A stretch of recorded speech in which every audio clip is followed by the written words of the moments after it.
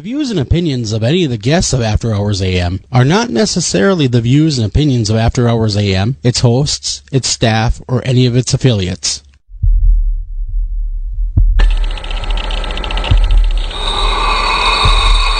Welcome to the After Hours program.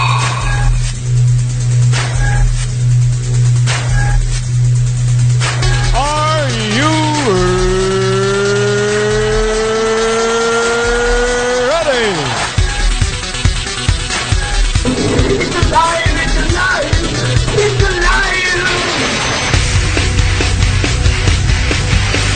Now broadcasting live from the After Hours AM studio, Joel Sturgis and Eric Olson.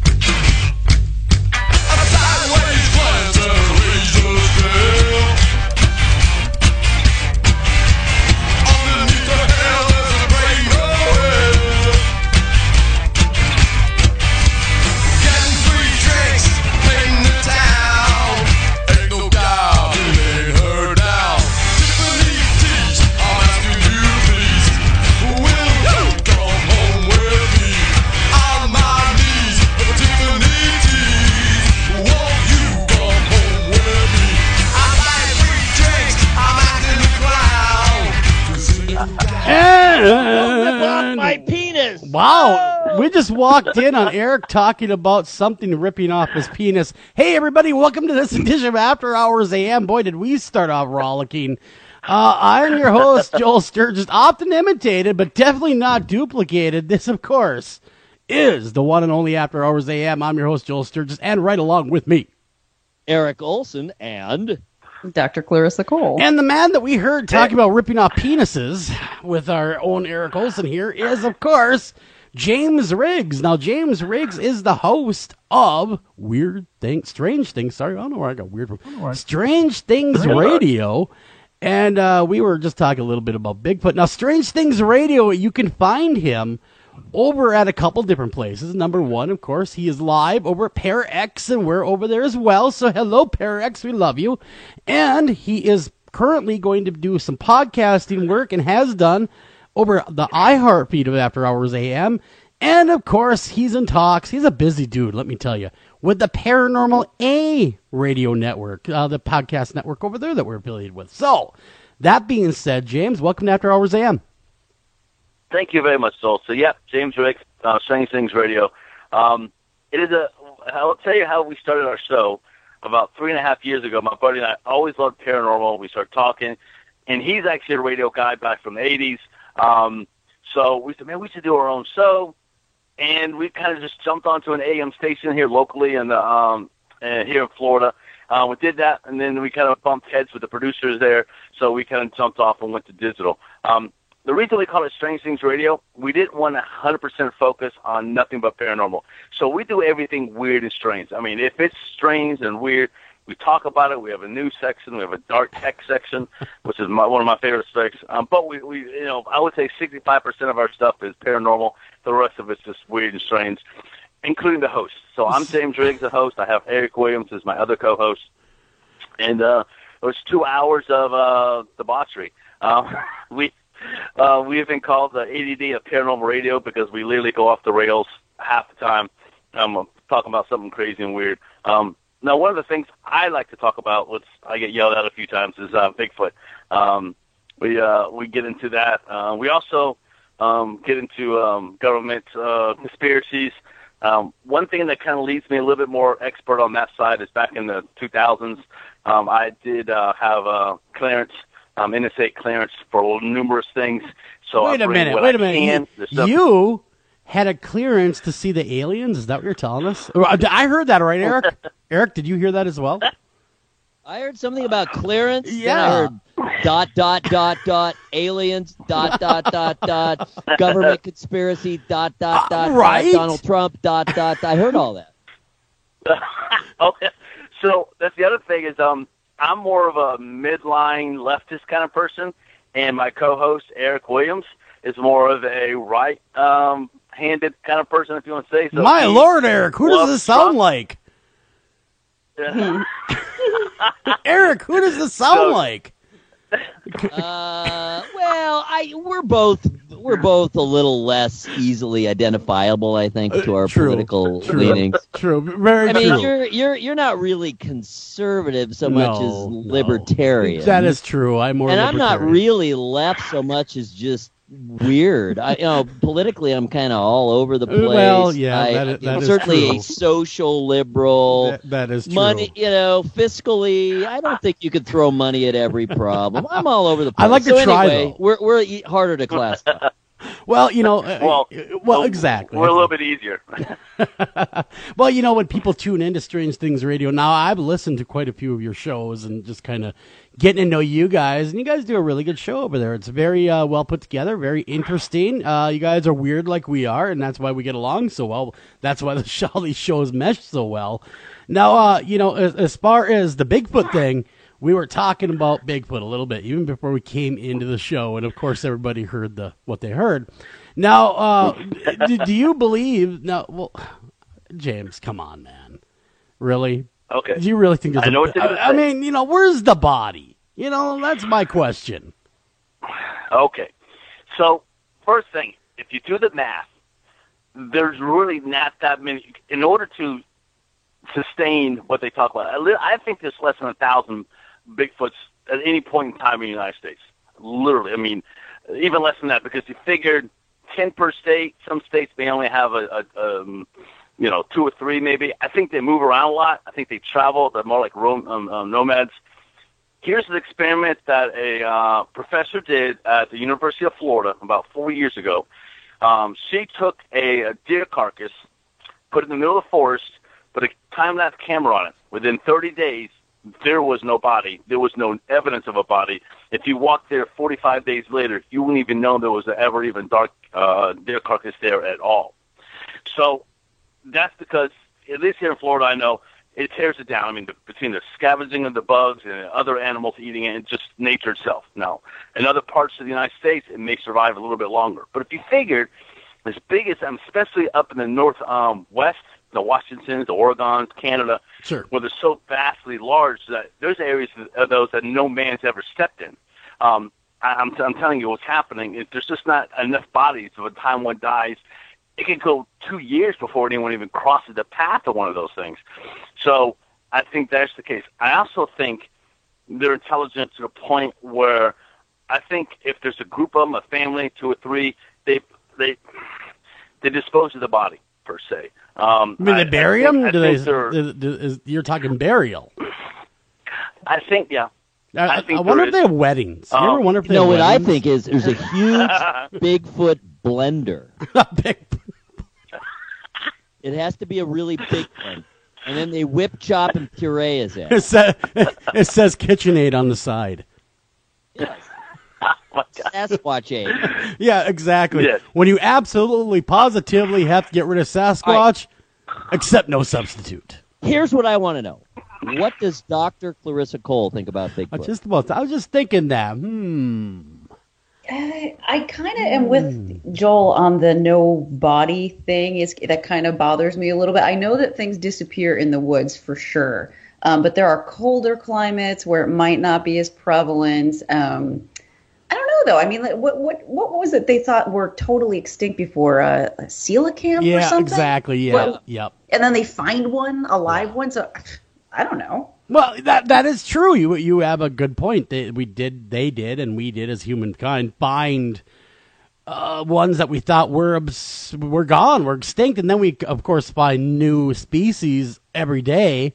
A lot of bugs, things like that. We had no idea existed. And up until about 50 years ago, weren't even sure, or 60 years ago, they weren't even sure about apes. Some species of apes. Well, gorillas, mountain gorillas. They thought that it was a myth. Exactly. So I mean, there really could be a Bigfoot. Of course, I'm playing devil's advocate when I say, "Come on, where's the body?"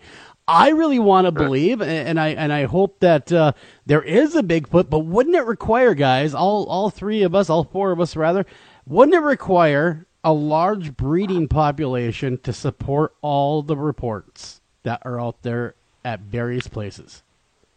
So I can answer that for you. Because here's my theory. I believe probably 85% of all Quoco sightings are misclassifications. So you believe that? I really do. What's the most common offender in your mind? Bears would be the most common offender of being misidentified? Bears and also stumps. This is going to sound crazy, but they're called stump squatches. What it is, and I've seen, there's a picture floating on the internet right now. You're right. I've seen that one. Yeah. And I'm like, oh, it looks so good. But the person, another group found it, said, this is a stump. They walked up to it. It's basically what it is. It's if you're 100 yards out or 50 yards out and you see this thing that's 7 feet and it's got somewhat of a humanoid look to it, you're like, oh my God, and and they take a picture. And I showed Joel this. I took a picture, and I'm going to post it on Facebook, of it looked like a UFO. When you look at it, people are like, oh my God, you get a picture of a UFO. It's a street lamp on the highway. The fog came in, and it looks like a UFO floating.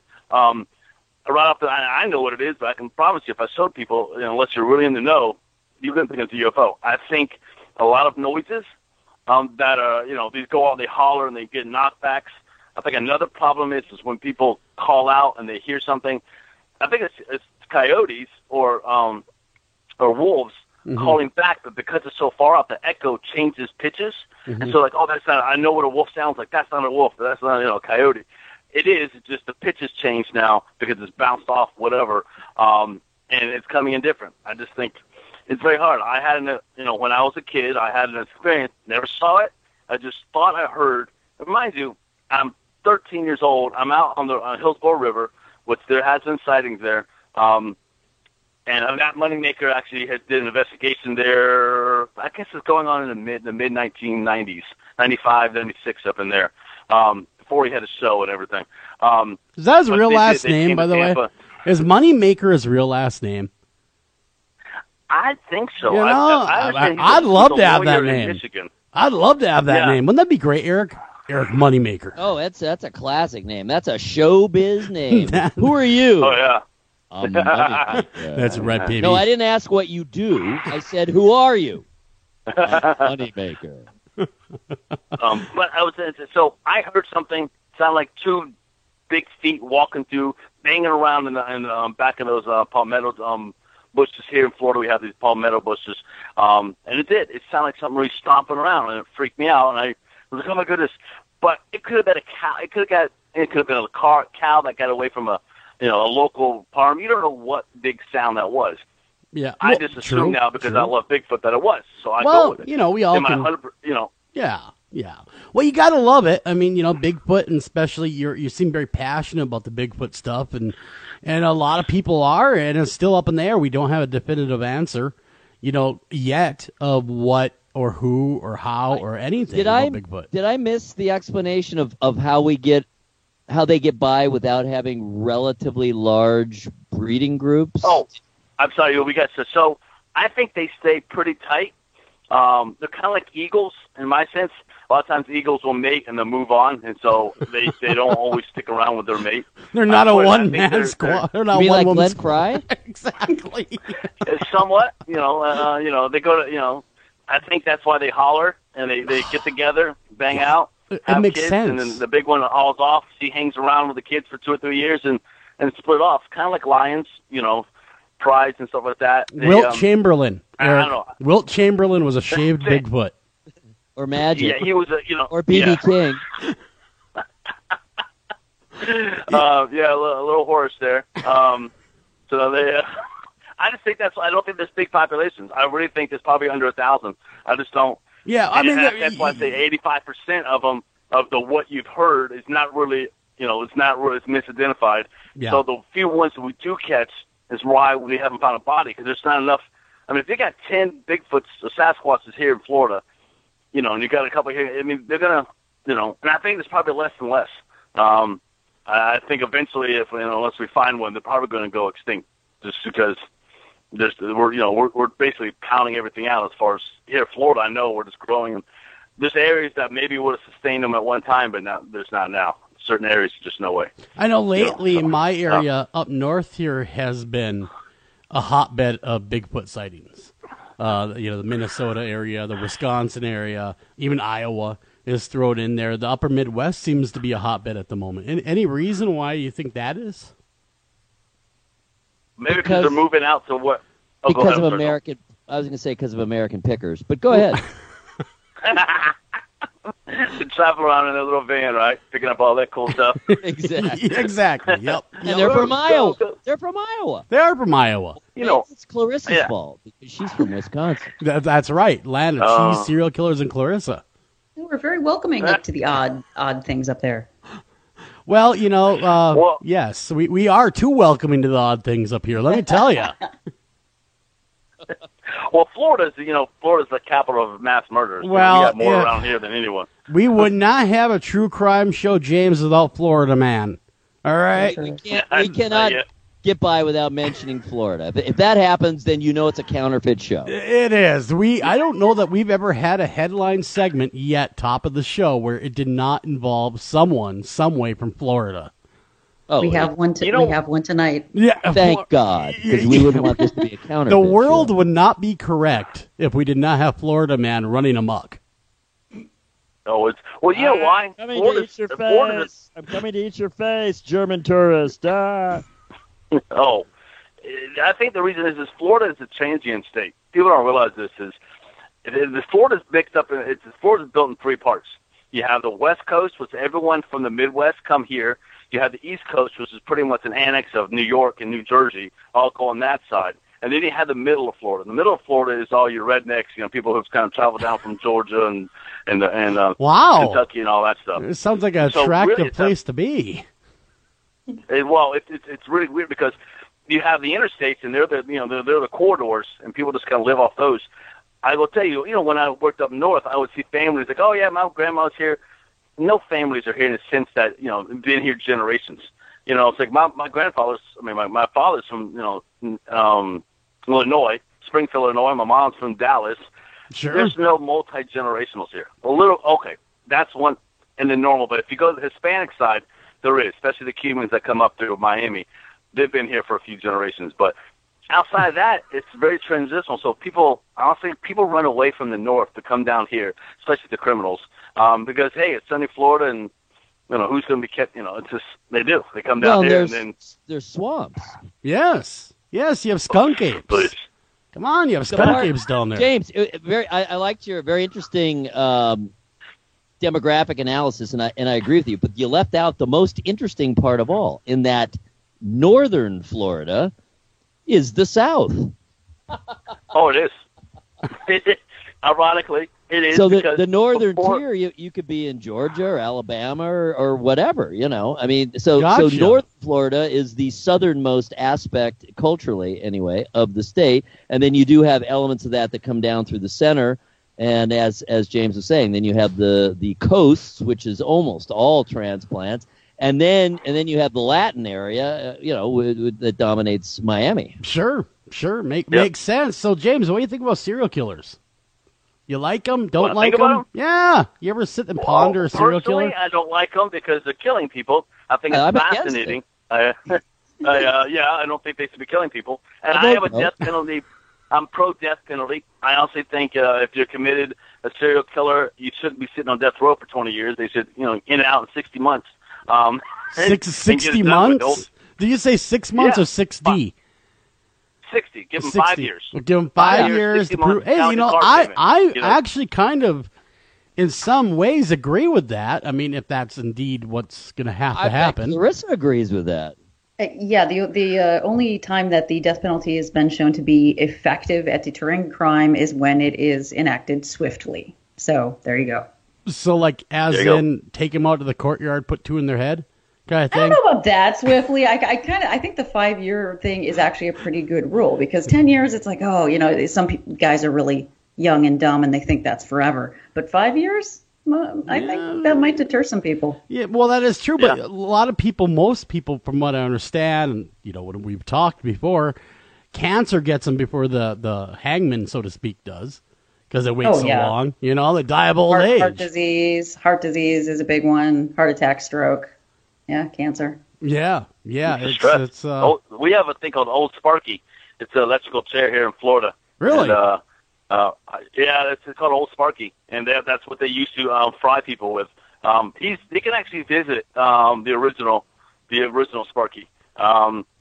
It's pretty cool. You can sit in it and everything. Wow. So, you can sit in it? Should you choose to do so? Yeah, should you choose to sit in there and hopefully it's in a museum. Oh, thank God. I thought you meant you're going to the prison, James, and sitting right down and going, yep, I can see I could die in this. And then taunting people as you get to leave? What? Sure. Yeah. Neener. Taunt them. That'd be great, wouldn't it? Be like, hey, look at me. See ya, suckers. Hey, is it true, Clarissa, if you can survive the lethal injection and you survive it and you don't die, do you get to leave? Remember, I know that they don't typically get a second crack at it. So if you were, say, put in the electric chair, I don't know if you actually get to leave the prison or not, or if they just put you back in your cell and go, that was it. I know that they don't try again. Okay, so it's not like if you can beat the electric chair or the needle, they don't say, okay, well, you survived that, buddy, see you later. And they kind of dump you on the street. Pat you on the back. Yeah, exactly. They say, that a boy. Look at you go. You are some determined serial killer. I just tweeted, I think it was this week. It's recently. There was a story about a very famous killer. I'm trying to think what his name was, but it happened. Could have been that famous. It was in the 1800s, and it was in England. They tried hanging him 3 times. 3 times?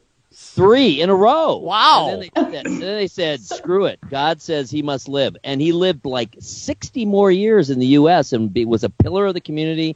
No one could even believe that he'd had this previous life back in England where he'd been convicted of murder, and they couldn't hang. Wow, man. That is crazy. Could you imagine that? The guy just wouldn't die? Who was that monk that they tried to kill and that they tried and just wouldn't die? Rasputin. That's what it was. I remember hearing that story, man. They poisoned him, beat him. Finally, they shot him. I think shooting him was what did him in. But, my Lord, they tried everything to kill Rasputin. I remember then that they dropped a house on him. They dropped a house on him. Alerted his sister. His feet curled up. Under the and house. Then someone took his shoes. Yes, they grabbed him real quick before they were gone. They alerted his sister. And then there's this swirly, twirly road they started walking on that made me dizzy. Ah, yes. Rasputin. The gas chamber is still up in San Quentin. That's pretty creepy. So the gas chamber. They don't use it, right? No, they do. You can choose really? The lethal injection or the gas chamber. How many guys? Okay, now speaking just stat wise, how many choose the gas chamber in your estimation? Over very, the needle? very, very few. Okay. But the ones that do, it's like a point of pride. Oh man, I want the chamber, man. Yeah, because I'm tough. Chamber. I'm tougher. Yeah. Oh boy, you're gonna die either way. Don't you want the easier way of the two out? Well, they give you 3 options. Gas, grass, or ass. No one rides for free.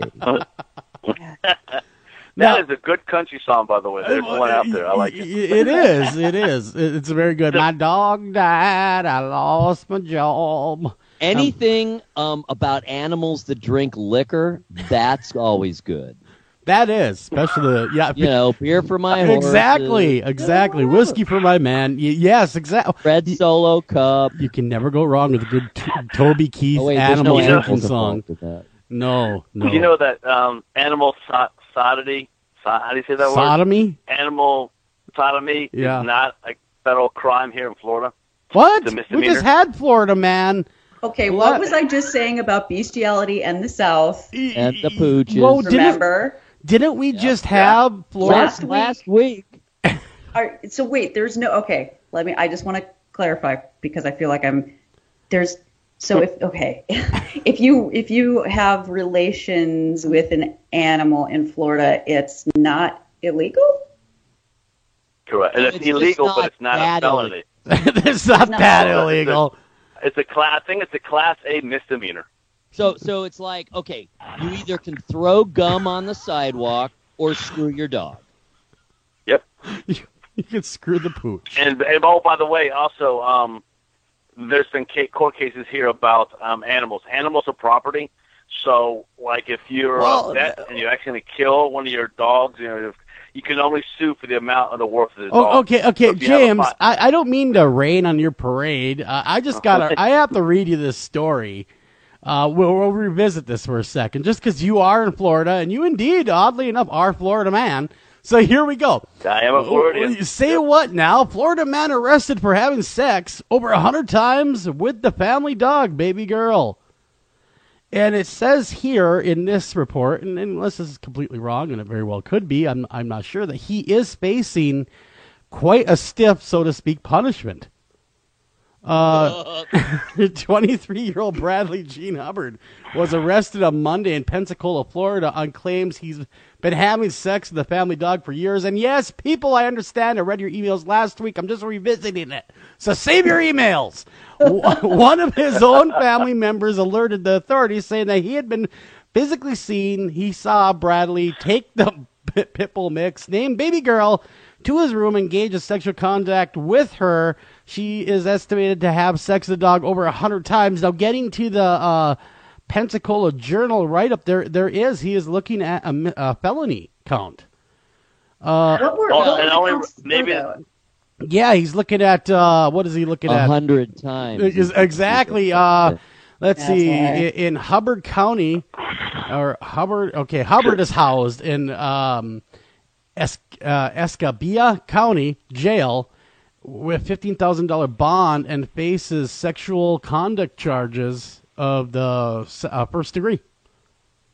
I'm more concerned about what that poor dog's going to give birth to. Oh, my God. He has my eyes. He has my eyes. But no.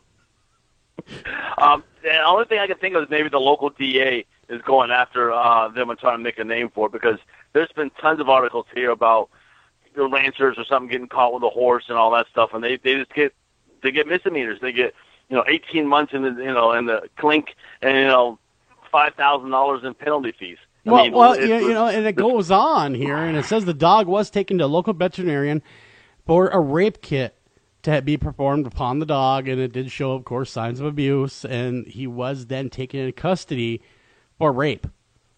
So, that's what I can tell you what his lawyer's going to say. It's his property. It's his property. See, that's the thing. It's his property. He screw it if he wants to. That's exactly. Yeah, he can. You can. If I decide I'm mad at my dog and I'm done with him, I can shoot him in the head and bury him, and there's nothing illegal about that. Wow. It's my property. True, but as long as you don't have sex with it first, evidently is the moral of the story. I mean, again, DA, they love to try to get a hold of a case and make a name for themselves with it. True. So, one of these days I'll be on there. I'll tell you about my uncle who headed up Waco. Yeah, that would be great to hear one day when you're back on. Now, James, why don't you tell everyone again where they can hear Strange Things Radio? So Strange Things Radio is live every Friday night from 10 to 12 on ParaX Radio Network. Also, our podcasts are going to be up on iHeartRadio. And then we will be coming soon with more live broadcasts from different locations. So cool, sounds awesome. And go to strangethingsradio.com. If you want to get a hold of us, email us at strangethingsradio@gmail.com. You can also find us, Host of Strange, on Twitter, and also on Facebook. Just look for Strange Things Radio. We'll pop up. Yeah, or just Google Florida Man, and there James will be. And, please no. I'm kidding, of course. But, James, thanks for coming on, pimping the show a little bit, talking turkey with us. Thanks for explaining the whole Bigfoot thing, the whole mystery. That does make more sense than a lot of theories I've heard. So thanks a ton for coming on and doing that. We got to run a break. Everybody pay some bills, and we come back. The gritty and nasty, that terrible. Okay, just America's, the true crime headlines by your beautiful and talented Clarissa Cole. That's really what's going to happen next. All right, I'm not going to lie. It may sound horrible, but that's what's next. So don't go anywhere. Be right back right after this.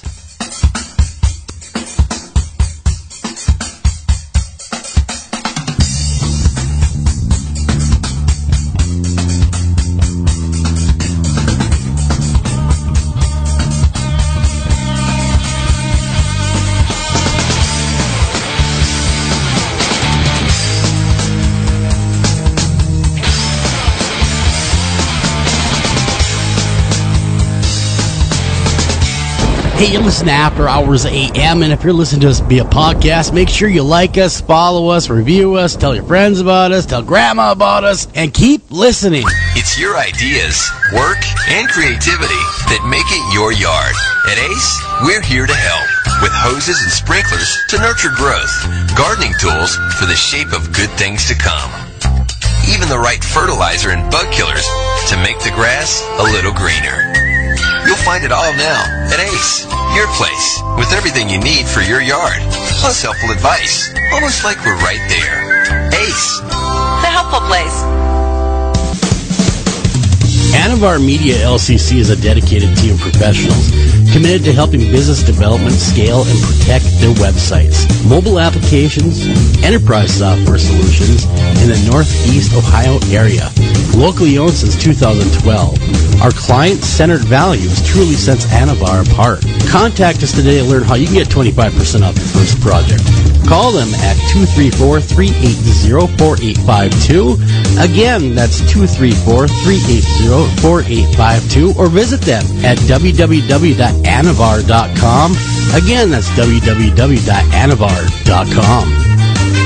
Taking a family of 5 to the amusement park can cost a small fortune. Oh, yeah. So to save some money, we thought, hey, let's bring the amusement park to us. Yeah. Go ahead. All right. Step right up, young man. Are you ready to ride the Wacky Waterfall?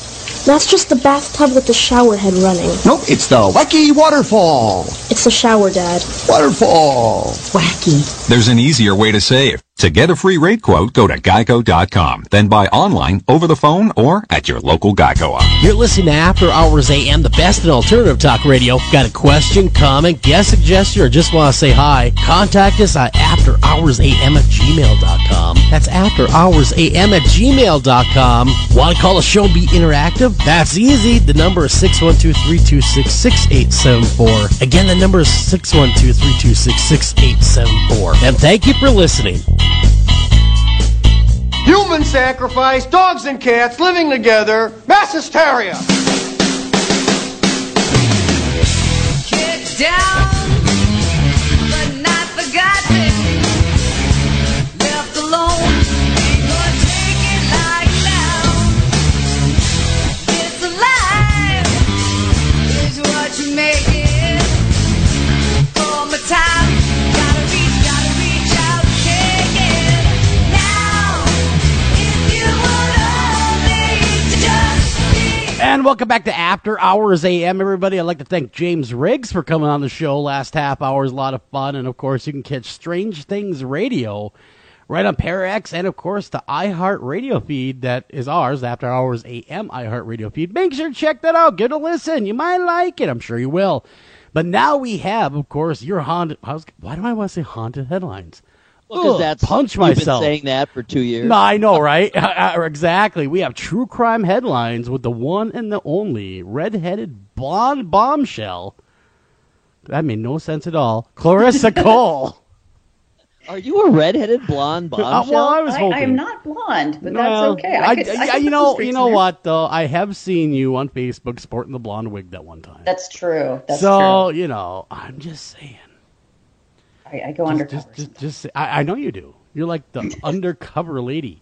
Do you ever hum the Mission Impossible song when you're you know when you're I should. undercover? I don't. I You should though. should. You know what? The inmates would hear me and laugh at me, but Well, I try it. Sure. It could be a sure sign that you're undercover though if you're humming the If they hear Mission that. Impossible thing. Exactly. Everyone will take me very seriously. They will, as if they knew that you're on the show. They may not take you seriously at all anymore. But anyhow, It's true. It's possible. They would, or they'd take you more seriously. They'd be like, "Hey, you know what, Doc, we love you, and we support what you're doing. You know, yeah." You never know. Although I do think that people that work in criminal justice are not supposed to have fun. No, God, no. I've never pretty seen sure. a cop smile. Not once. I thought I saw it once, but it turned out to be gas. We're at a chili joint. Oh So- yeah. They smiled at my expense before. That's happened. Oh, yeah. Well, anyhow, they're a little crazy. Hey, guess what? Guess what I have? What? I have a story. I thought you were going to say, You probably have a story. I was going to say, it's a story time, Uncle Eric. You didn't say that, so I had to say it. Having said that, I don't necessarily have to tell my story now, but let me just give you the preface. I used to DJ parties, private parties, for a group of LAPD. No. Police. Oh, yes. What was that like?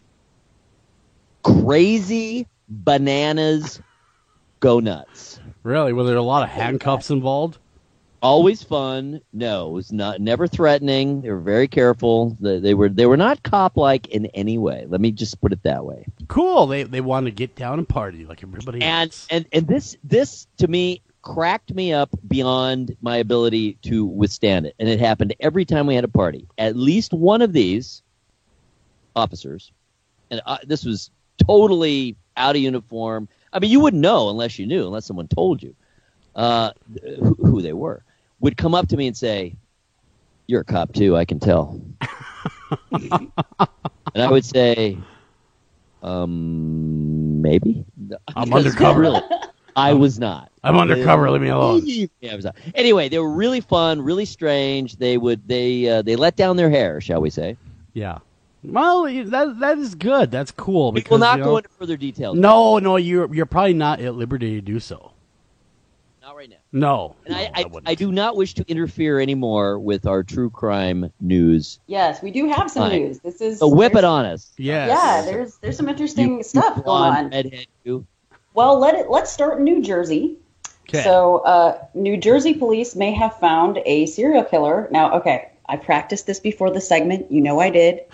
His name is Khalil Wheeler Weaver. Yes, Khalil Wheeler Weaver, 20 years old, charged with 11 counts, including murder. Am I correct? Well, yeah, he's charged 11 counts that include kidnapping, aggravated sexual assault, desecration of human remains. It looks like he's responsible for at least 3 murders. They're charging him with 2. They definitely think he's connected to 3, as many as 5 or more. He's only and he 20. Is only 20. He's only 20 years old. That's it. How can he have this much under his belt? I mean, come on. He's ambitious. Well, he is. Yeah, he's trying to be number one. That's really kind of creeping me out about it. He's a hard charger. Young. He'd be He'd be the youngest since David Berkowitz? Yeah. How old was David Berkowitz when he decided to go kill people? Early 20s, like 23, I think. Okay, because, good old son of Sam woke up one day and said, what I'm going to do today? I'm going to kill people. More people and their dogs. Exactly. Shut up, dog. I don't want to hear it anymore. I will go do that. Exactly. God, that was so weird. So that was in 1976, 77, right? And Wheeler Weaver has a totally clean record prior to these charges, but it looks as though he killed 3 or more by strangling them and then setting the houses on fire that they were in. Wow. He not only want to kill them, he want to burn them too. That's kind of a weird thing. What do you think his deal is? What's this guy's deal? I'm guessing he was trying. I'm thinking that the fire was probably trying to maybe burn up evidence, but I don't know. I mean, he could just be a pyromaniac too. Yeah. Well, does that ever truly work? Burning up the evidence? Come on. Oh no. It never works. Never works. We should know that. Burning by now. is a very bad idea. I mean, in one of the cases, they're sure that she was strangled, even though the body was burned. I mean, first of all, people, if you don't know what it takes to actually burn a body, visit a crematorium sometime and look at the amount of heat. Yep, I have talked to a guy. Firepower. I have talked to a guy that ran a crematorium. He used to be a friend of mine, and still is, but and he ran a crematorium because he was a funeral director. And he said they don't deal with yellow flame or even blue flame. They deal in hot flame, meaning it's the hottest it can be. It will just destroy anything, make bone into powder is what it does. Easy. Do you know the temperatures at all? I mean, that's thousands. 14,000 degrees? No, more than that. It was like 3,000 degrees. I can't remember. And he was telling me it's hotter than the sun. Right, and they have to turn. I mean, sorry, you're going to get emails about this too, Joel. They have to turn the body multiple times. Oh, so it's like cooking a burger. You just got to make sure you got. They do have to turn it. Yes. I'd be surprised if they don't put them a rotisserie. just kind of let them go that way. Oh, it'd make it easier and quicker. Yeah. That would make a lot of sense, actually. It would. Prep the body, pull out the spit. Oh. I'm sure that they don't pull the drawer open and flip them by hand. They must have a mechanism that does that. They do. Actually, there is this is in a crematorium in Wisconsin. You can actually look it up. There is a video of this occurring. They use a specialized tool. It is somewhat, they pull them out, and it is somewhat by hand, though. Yeah. That is disturbing. Yeah. Oh, I don't want to see that video because I plan to be cremated. Me too. I don't want to see that happening to me, be honest. So, yeah, okay. We need to move on because I am so disturbed about that. Why do you guys want to be cremated?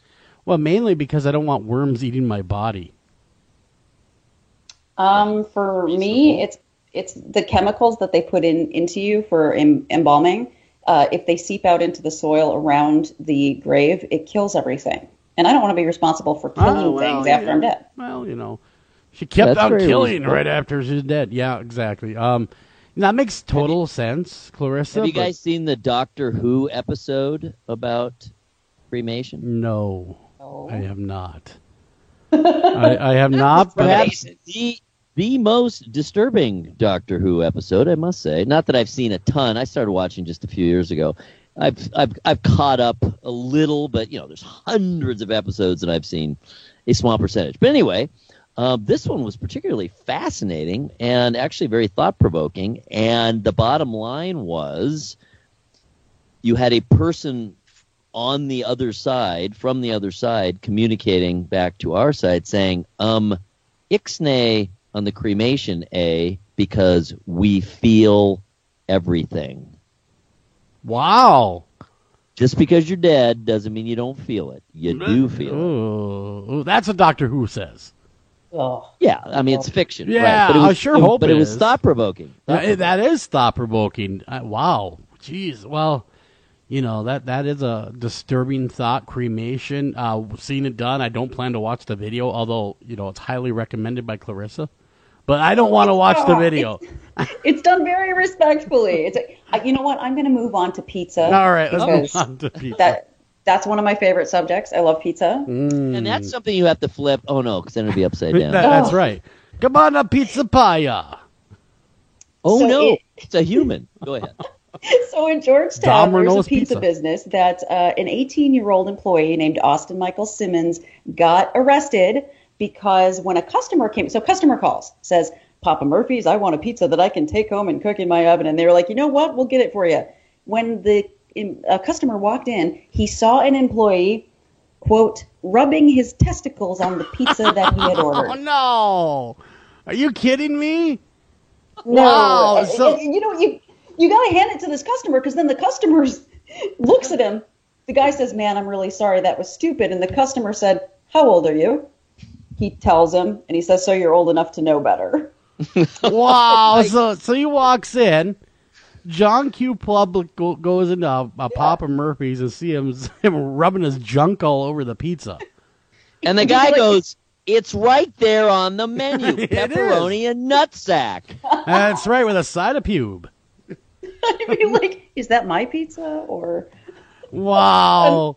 I mean, what do you say? I mean, I'm surprised the guy even asked him that. How old are you? Like it matters. I'm not going to charge you extra for it. No, don't worry. That's all free, baby. Don't worry about it. It turns out, so now that Simon's the one that was arrested, he said that he did this because the customer had called in his order right before closing time. Oh, so he wanted revenge, is what he wanted. Yeah.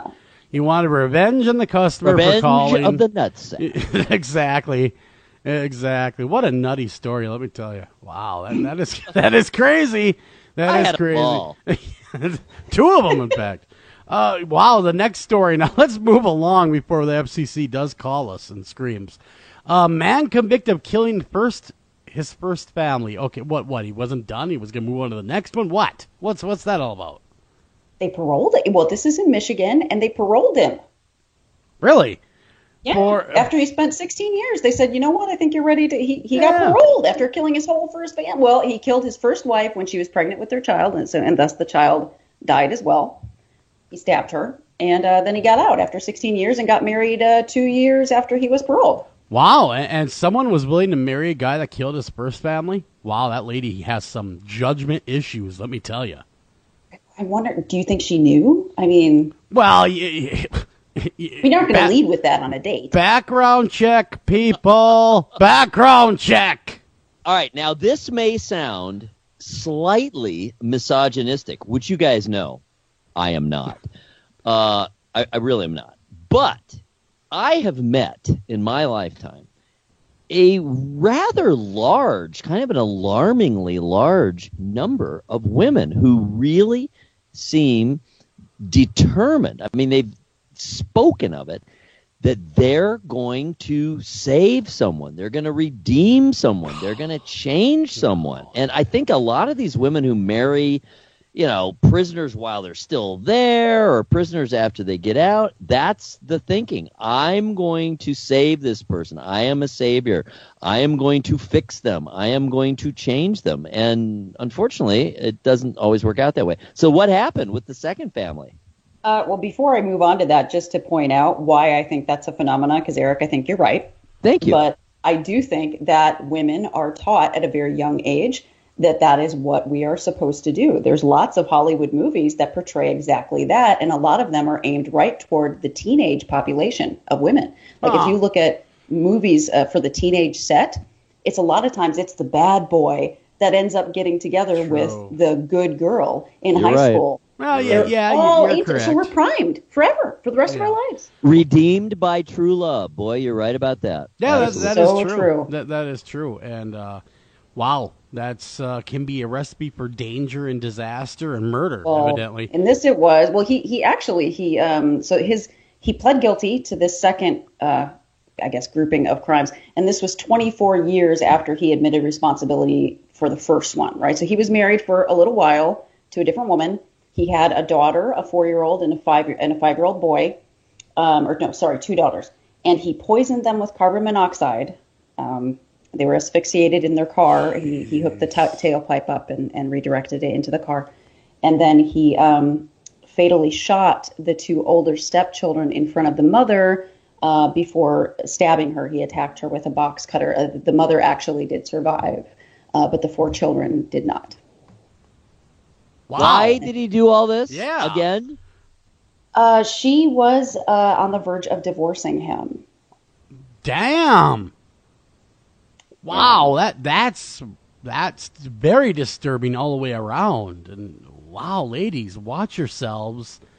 And that is very, very scary. And wow, really seriously. I mean, we joke around a fair amount, but on the serious side of things, Clarissa, what is your suggestion? How do you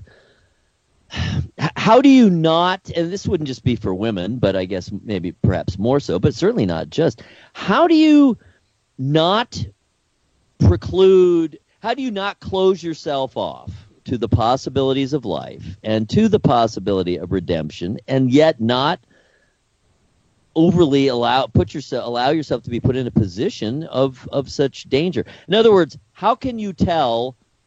Is there a way to tell when someone is genuinely redeemed and truly transformed and no longer a threat to society or those around them, and who is not? I mean, is there a way to tell? What is your advice?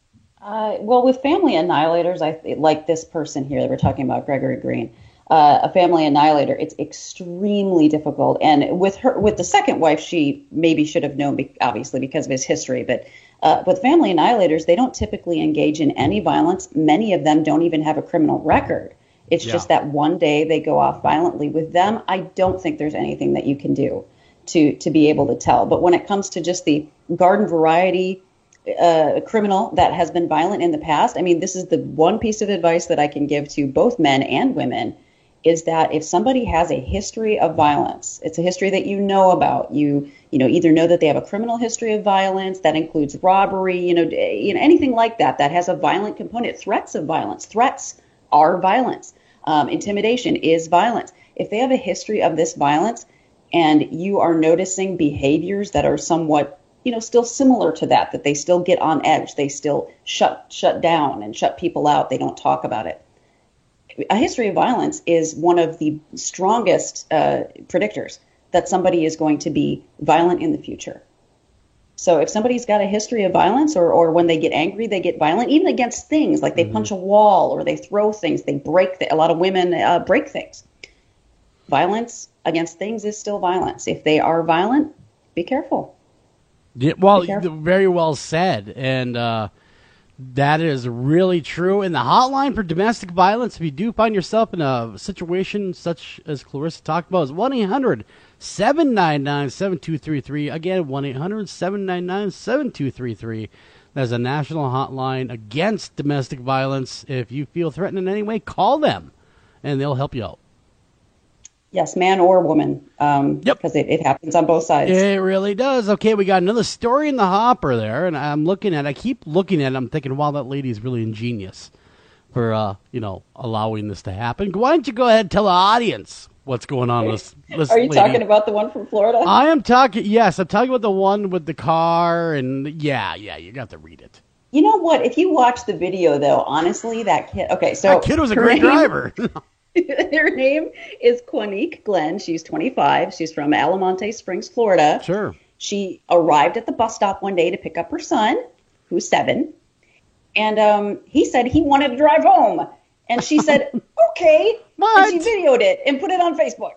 Are you on crack cocaine, lady? Come on, that really? was a genius move. That in was. like 9 different ways. that takes the cake. That is this week's genius. The kid's actually a darn good driver. That's the sad part. he actually does pretty darn good. Merged, he did it all. I was running into walls. There's no way. Wow, he merged. Well, did his feet reach the pedals? I mean, that's a good question. I don't know. You only see him from like the stomach up, so I don't know if she was also pressing the pedals. I don't know what was happening. So was she a very tall 7-year-old? I was going to say, was she completely sober? I don't know. Did she just say, hey, heck yeah, you can drive. I don't know why you didn't think of this earlier. I've been waiting to ask. So she got arrested, obviously. Wow. Obviously. That would, yeah.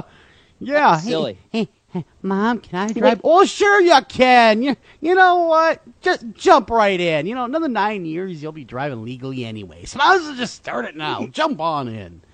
Wow. I'm thinking back to Short Round in the... Indiana Jones. The second one, yeah. Yes. Temple of Doom. That was a movie. What he did is he tied big blocks of wood at the bottom of his feet, and that's how he drove. Would you let a 7-year-old drive? Come on. A go-kart, no, maybe? I wouldn't. They can't even drive 4-wheelers, let alone cars. No.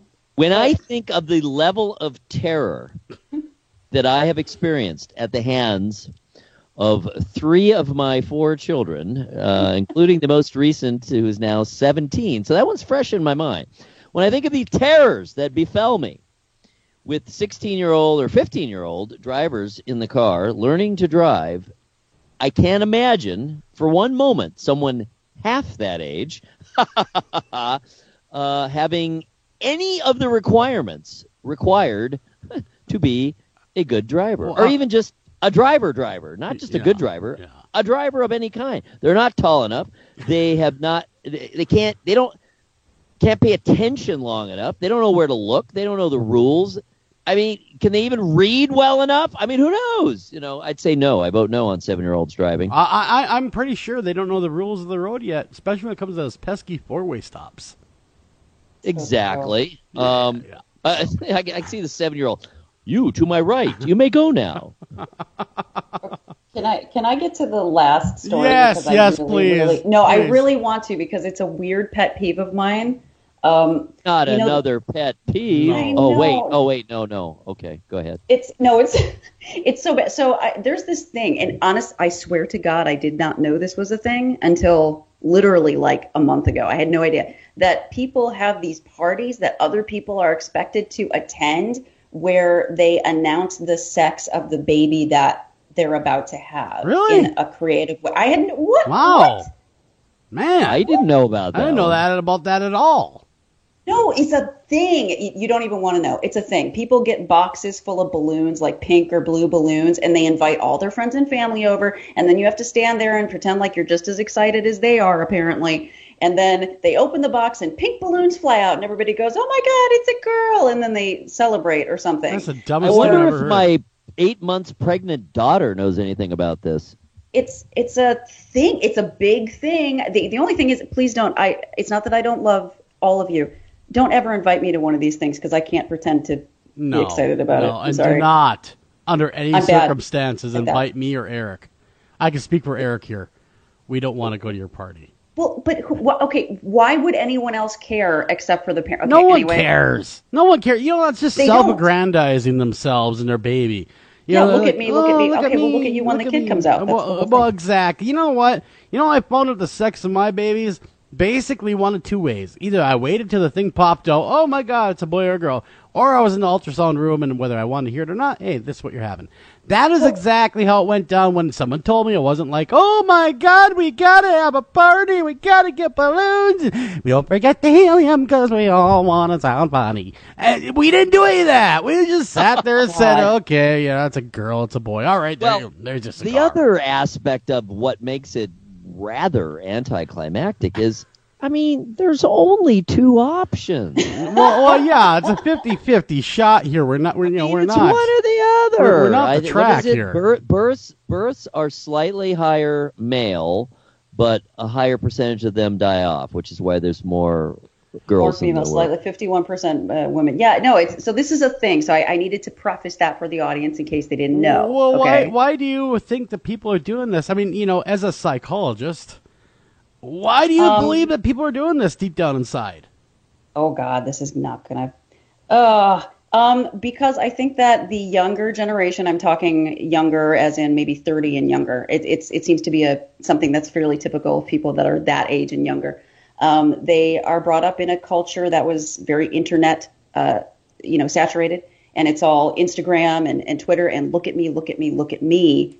And so I think that having a party where they can show pictures of it on all their various feeds is something that's very popular and is trending with them and their friends because, again, it's this look at me culture. Whereas in the past, why would anyone care about the sex of the baby except for the mother and the father? The only time that the guys cared is when the cigars came out. Yep. And it wasn't going to be a pink one or a blue one. That's really all that mattered. And, hey, you got a pat on the back saying, oh, good, well, congratulations. There you go. Hopefully you guys ever... have a great long life with this little one, and that was it. So it's a selfie culture. It's selfie culture. It is, I think, a bit, and so it's become a big deal. But just to get to what happened is that some people... you better do that because we're running out of time. Some people are making a blue or pink cake. No big deal. But John Sturkle of Nebraska made a binary explosive, also known as an explosive target, mixed with blue chalk. And then, to reveal the sex of his and his wife's soon-to-be-born baby boy, he fired a bullet at the explosive, setting off an explosive cloud of blue smoke. And it rocked the area so much harder than expected that the authorities responded. Wow, so this mental giant made a bomb to announce the arrival of his baby sex by shooting said bomb. And it went off, and of course the cops showed up, and I would assume that he is now doing time somewhere. I mean, you just can't do that. He did get arrested. I don't know exactly what's happening, but that's a party I would go to. Well, that one I might consider. Injured though. That's the key point. Well, no one was injured. There was no body count. There's no body count, is what you're saying. Okay. No. That makes a big difference. It does, but I think you're right on your analysis. It is definitely. It was foolish. It was foolish, and it was dumb, and it was ill thought out. I mean, he really should have used TNT. Everybody knows you need the plunger. You need that for the effect. The plunger. Remember the old school plunger you see on Daffy Duck shows? Remember those, Eric? But can you incorporate blue or pink smoke with that? How does that work? I'm sure if he's that ingenious to figure that out, I'm sure he would have figured that out too. How to make that work. What was really fun was they found invitations just right at Walmart that said, come for a bang party. Come for a banging party.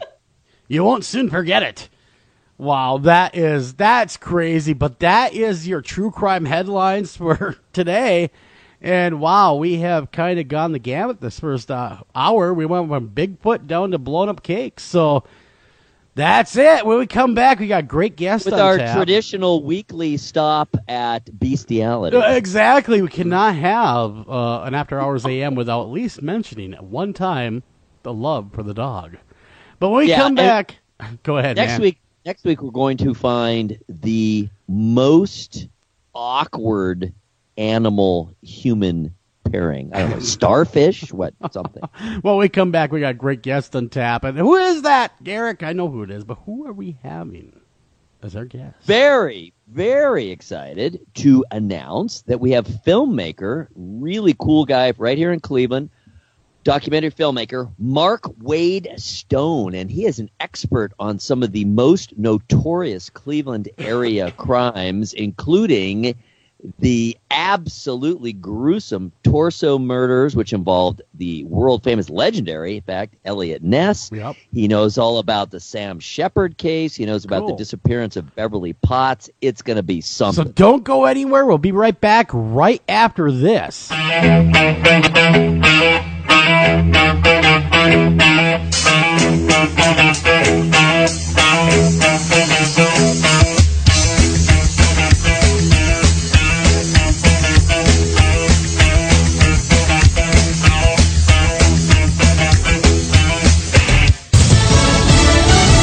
Fox News Radio. I'm Chris Foster.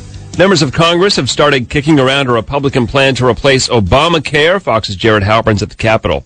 Selling the Republican health care plan is starting at the top. We're going to have a full court press. White House Press Secretary Sean Spicer says President Trump has unwavering support for the bill and will continue outreach with lawmakers. Debate is underway in 2 House panels. Why are we rushing to this? Ways and Means Committee Democrat John Larson wants to wait for a Congressional Budget Office report that will project cost and impacts to the health insurance market. That assessment is expected next week. Chris. Sure, thanks. President Trump is very concerned about the website WikiLeaks publishing details of CIA cybersecurity tools, says White House spokesman Sean Spicer. Make no mistake about it. I think the president has talked before that anybody who leaks classified information will be held to the highest degree of law. We will go after people who leak classified information. We will prosecute them to the full extent of the law. Dozens of schools around the country closed today, with so many teachers taking the day off. Fox's Julie Banderas in New York. A day without a women's strike spread across the country as today's rally are the 4th of 10 protests slated for the Trump administration's first 100 days by the Women's March Group to demonstrate the vital role women play in both the domestic and global economy. But on a larger scale today, also, it coincides with International Women's Day, as well as the more globally focused International Women's Strike. The movement aims to bring attention to the lower wages, sexual harassment, discrimination, and job security women often face. Organizers calling on women not to work at the office or at home, not to shop, and to wear red to signify love and sacrifice. First Lady Melania Trump hosted an International Women's Day lunch, her first solo White House event. From Wall Street, the Dow down 69 points today, and you're listening to Fox News Radio, fair and balanced.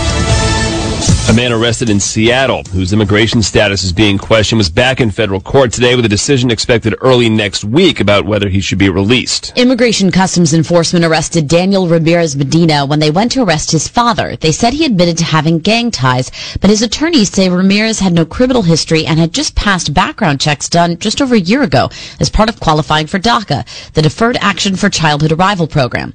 Hundreds of thousands of people got legal status under DACA because they were brought here illegally as children. The Justice Department's arguing that Ramirez's case belongs in immigration, not federal court. Attorneys for Ramirez accused immigration officials of doctoring a statement from him in which he confessed to having gang ties. ICE has denied the accusation. Jessica Rosenthal, Fox News. The price of oil has fallen the most in a year to $50.28 a barrel.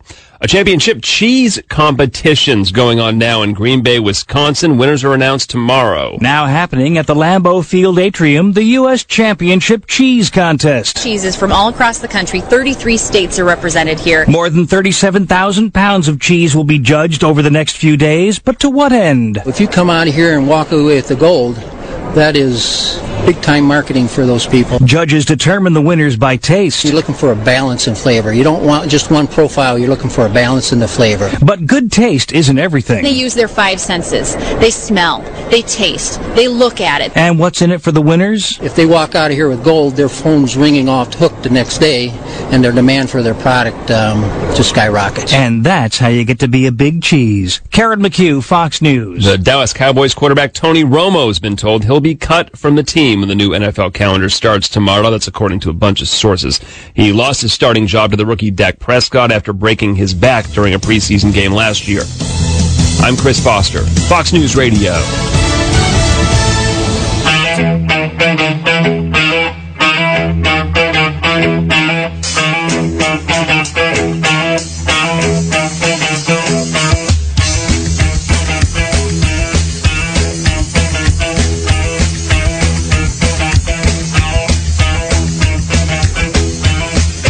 And welcome back to After Hours AM, everybody. I'm your host, Joel Sturgis, right along with me, Eric Olson and Dr. Clarissa Cole. And we have a great guest on tap tonight, don't we, Eric?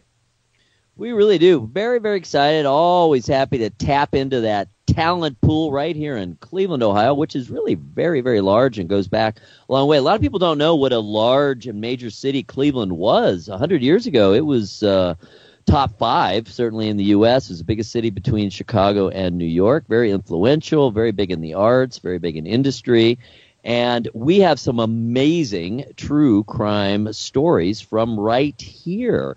Mark Wade Stone is an award-winning media producer who has created entertainment, documentary, and educational programming for PBS television in St. Paul, Minnesota, and Northeast Ohio for the last 35 years. As managing producer of Storyworks TV in Cleveland, Mark produces nonprofit, commercial, and industrial media for broadcast and the web. Also collaborates with Jim Badell on Cleveland-based cold case documentaries, and that's what we're going to dig into. They include 2003's The 14th Victim, Elliot Ness and the Torso Murders, which was nominated for 2 regional Emmys, and Dusk and Shadow, The Mystery of Beverly Potts from 2004, which was awarded an Emmy for its musical soundtrack. He is also producer of the long-running series Doris O'Donnell's Cleveland, which has twice won Emmys for Best Arts and Entertainment Program in the region. His most recent feature, last year's Road Kid to Writer, The Tracks of Jim Tully,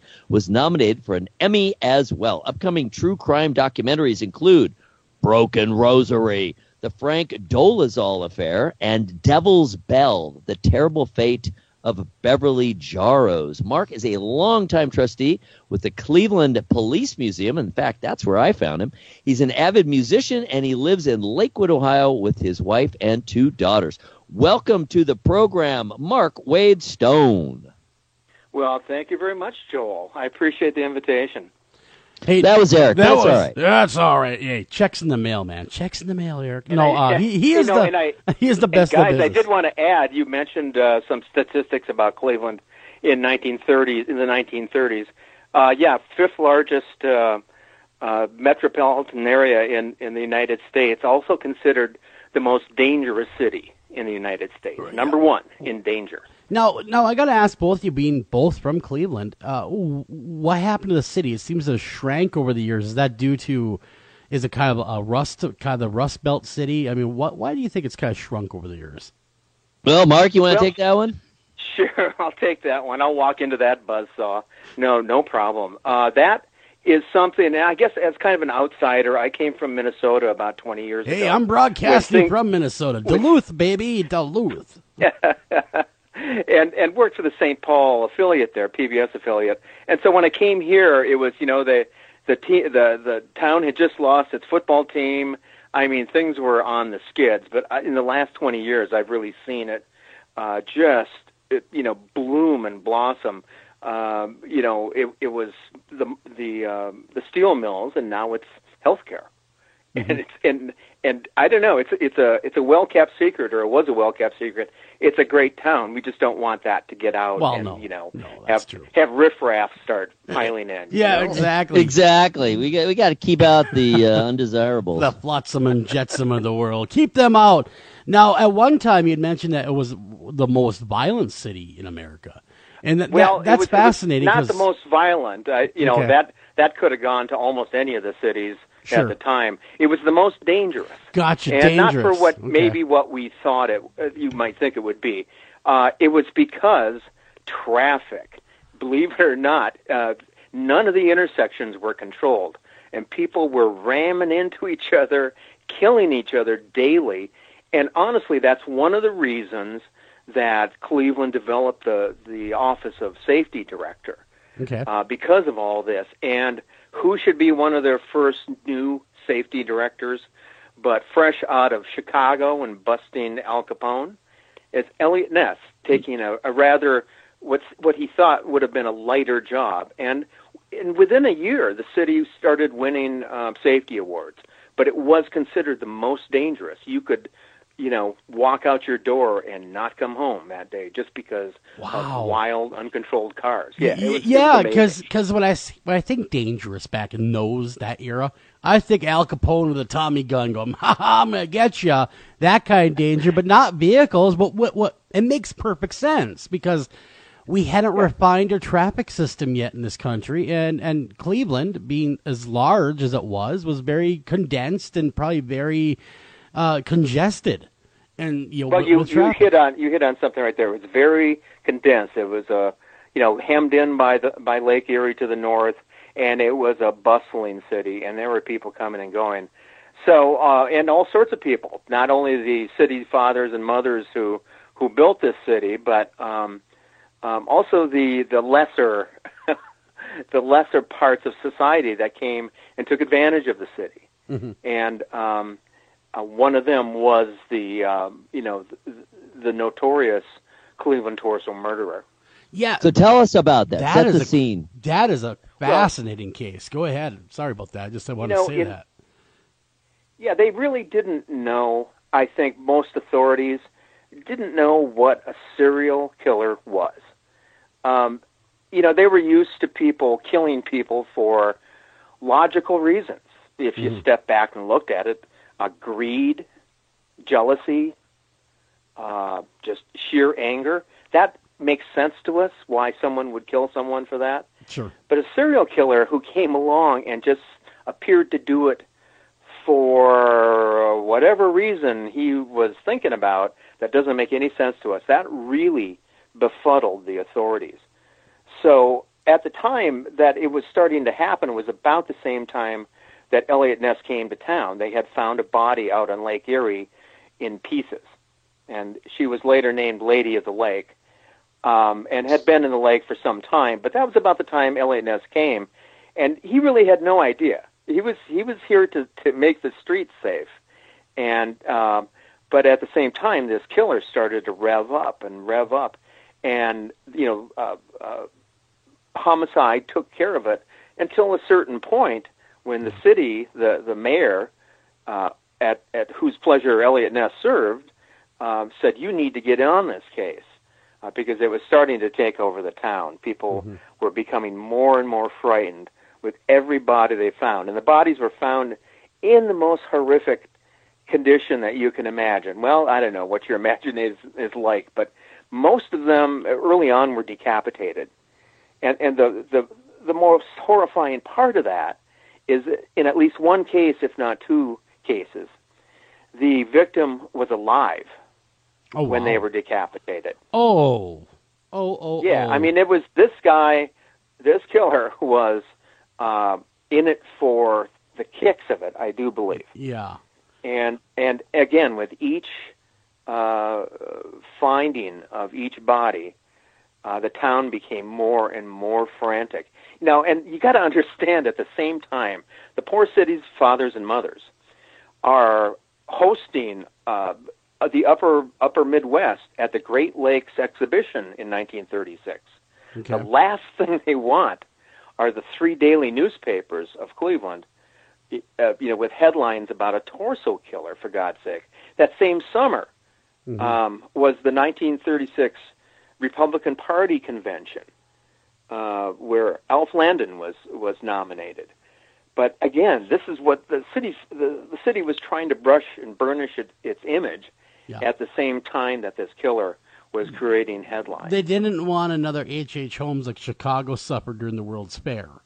They didn't want those kind of headlines. In retrospect, they would not have wanted that, absolutely. And at the time, I don't even think they were aware of Holmes. I don't think Holmes had been codified as a serial killer. And again, it's just a concept people hadn't really latched onto. Well, it's so they boring. weren't thinking about that. They weren't thinking about that with the Torso Killer yet. Yeah, because you're right. It's so foreign, that kind of thinking that someone would murder just for the kicks. Because during this time, this era, primarily, because I'm in the Midwest right with you, we were a God-fearing people. I mean, we just didn't murder to murder. I mean, there was always a reason for it.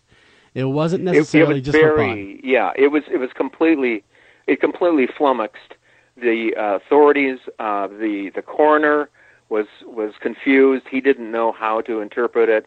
In fact, they had taken death masks of several of the victims and actually put them on display. This is the coroner's office, and put them on display at the exposition where presumably 1 million people, at least, saw these faces.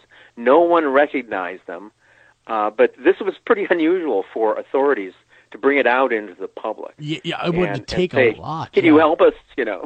I would imagine it took a lot of desperation, but who better to have than the hero Eliot Ness in town working for you? Well, he really was not so much a police detective or a quote-unquote lawman as much as he was a federal revenue agent. Okay. Before he came to Cleveland, I don't know if it was before or after Chicago, he was in the hills of Kentucky and Tennessee chasing down moonshiners. And this would have to be before. This would be in the 20s, and he didn't come with police skills yet. He was given the entire police department and the entire fire department as he was their superior. Okay. They didn't know what to do with him either at first. But the thing about Eliot Ness is that he couldn't be bought. Yeah. And so he went after a couple of well-known police officers who openly were defying any sort of ethical concerns about taking money, and he had them railroaded, tarred and feathered, and sent out of town. And that really changed morale. The cops really started to straighten up. And Eliot Ness also modernized the police department. What was a pretty limited kind of Bertillon technique of policing back then was changed into modern techniques with fingerprinting and Sure. you don't measure the head size anymore like they did 100 years ago. Okay. So he modernized them. He created a police academy. He started a whole set of radio cars, which made response time so much faster. And he professionalized the police, and it's what you see today. Yeah, I was going to say, Eliot Ness every organization has its bad eggs, but these Cleveland cops are not like they used to be. Yeah, well, they're very professional. Exactly. I was going to say, it sounds like Eliot Ness ushered in the modern way of policing that we're so used to seeing today. For Cleveland. Yeah, for Cleveland area. And then, of course, we all have seen the movie, The Untouchables, and we see Kevin Costner being the tough guy with the gun. Was that really truly his persona, or was he more of a low-key, like you said, more of a revenue enforcement officer than he was a guns a-blazing officer? Yeah, he was. He had a lot of administrative kind of talent, those kinds of things.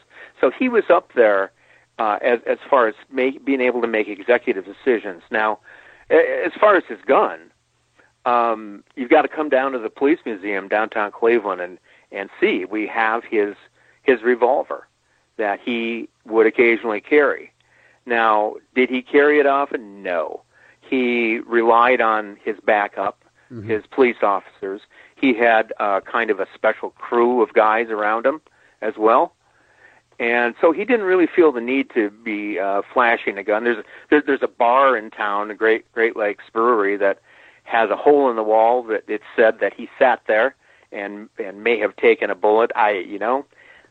We can't really It makes for good conversation around a beer or two.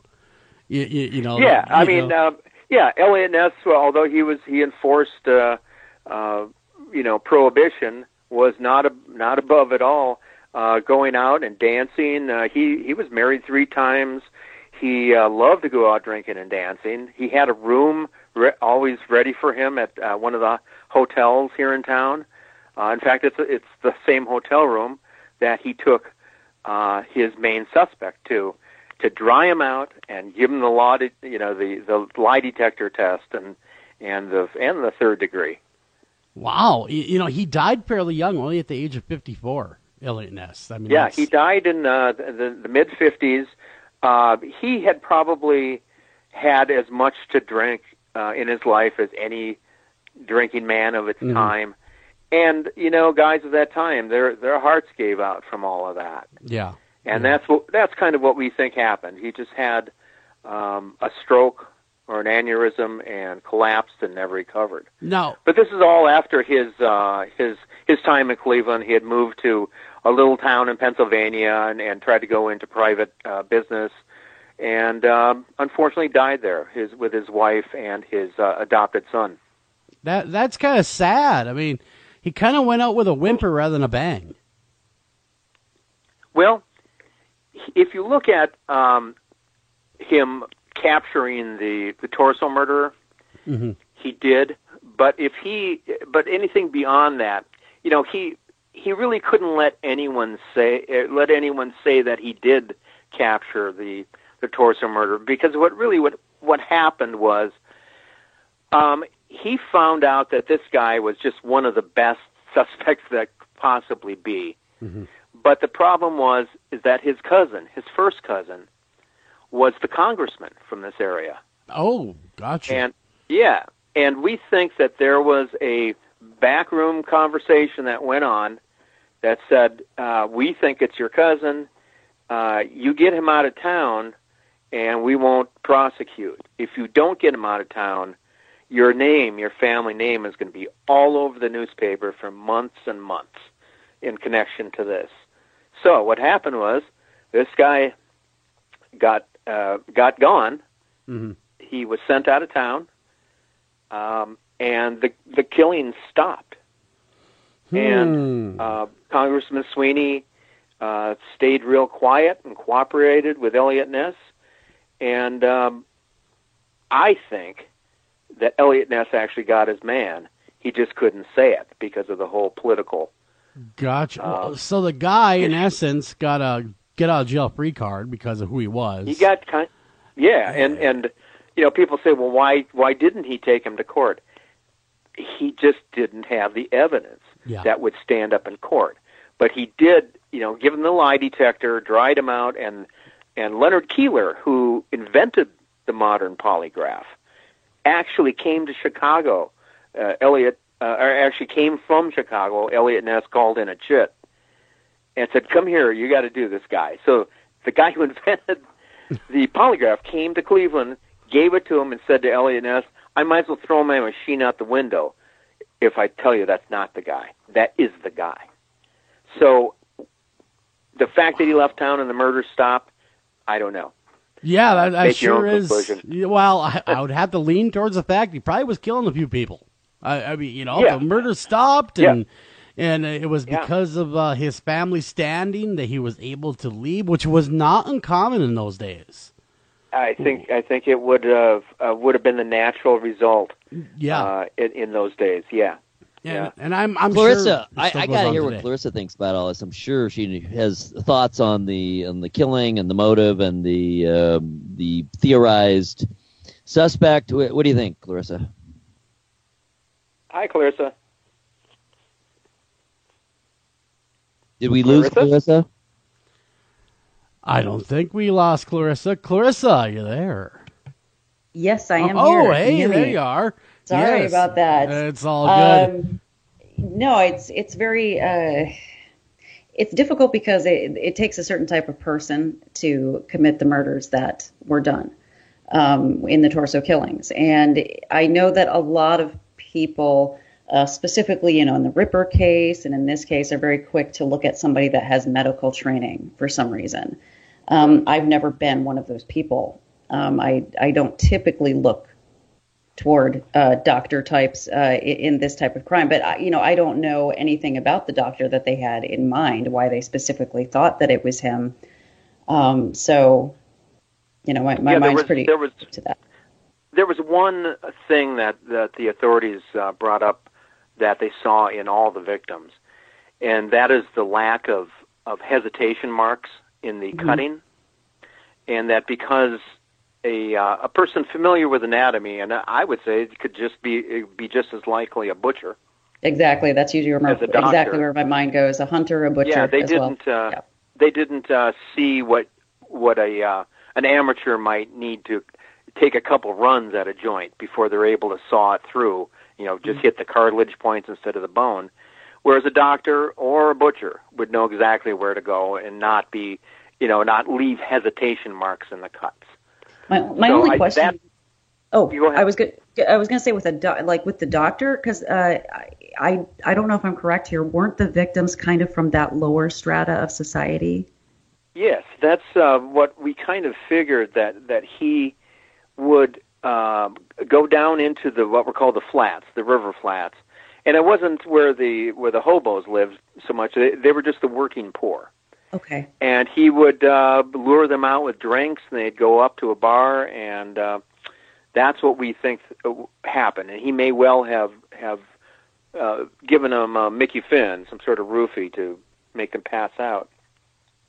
And of course, one of the other reasons that we suspected this particular physician was that he was a medic, World War I. And primarily spent his time in the field amputating limbs, and so became very proficient at it. Now that doesn't automatically make him the killer, but that was just one of the many bricks that we stacked up that made it sure look like him.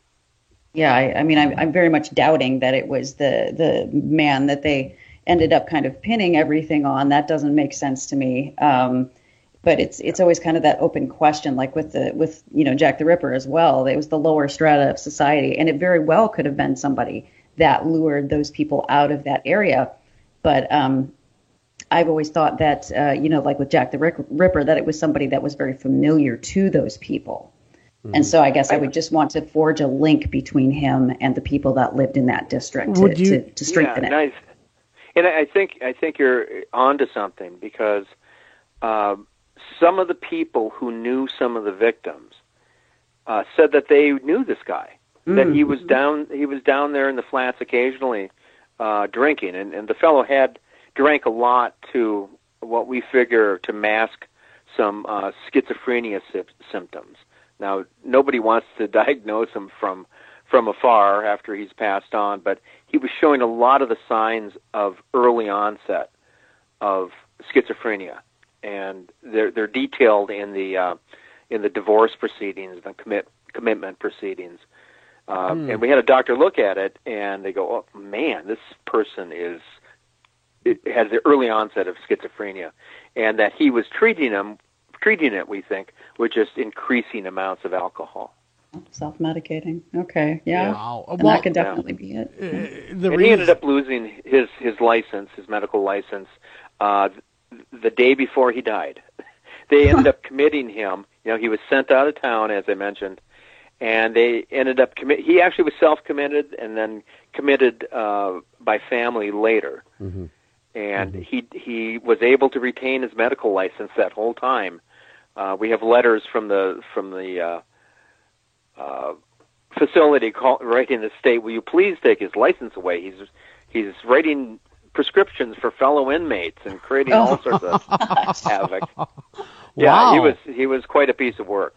Wow. And he liked to play with the cops. He would know that he was being followed, and he would disappear and then call the police and say, "Hey, I lost your guy, but I will be down at Tower City at 2:00, just to mess with them. And then he sent Elliot Ness postcards to Elliot's dying day, cracking jokes about the case. Referring to himself referring to Elliot as the head man. His sense of humor, and referring to Sweeney Todd. Sweeney was the name of the guy. Yeah. Last name of the family, and he was referring to the butcher of. Help me out, Clarissa. Sweeney Todd. Fleet Street. Yes, Demon Barber of Fleet Street. Yep. I'm only good with American crime, I guess. But so he was a nut. Now again, it doesn't make him the guy. Yeah. But what we always tell each other, and this is my partner Jim Bedell and I. He wrote the book on it. We say, everything points at him, and nothing points away. Mm-hmm. And that's one of those rare occasions where we go, that's the definition of circumstantial evidence. Exactly. Mark, we got to run to a break. We got to pay a few bills. Come right back, and we're going to dive into other cases that you've done some wonderful films about, and some documentary films and everything else. Don't go anywhere. More true crime coming your way.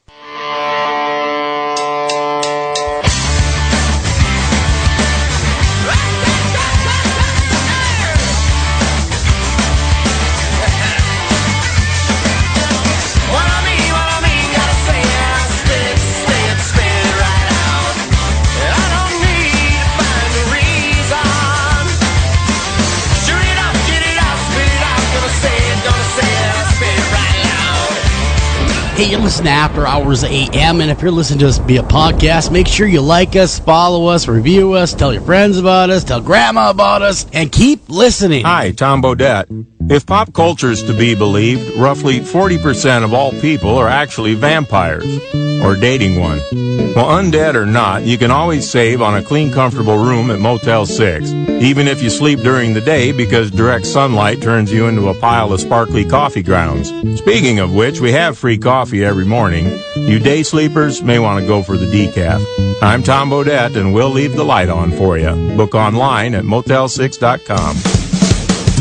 Anavar Media LCC is a dedicated team of professionals committed to helping business development scale and protect their websites, mobile applications, enterprise software solutions in the Northeast Ohio area.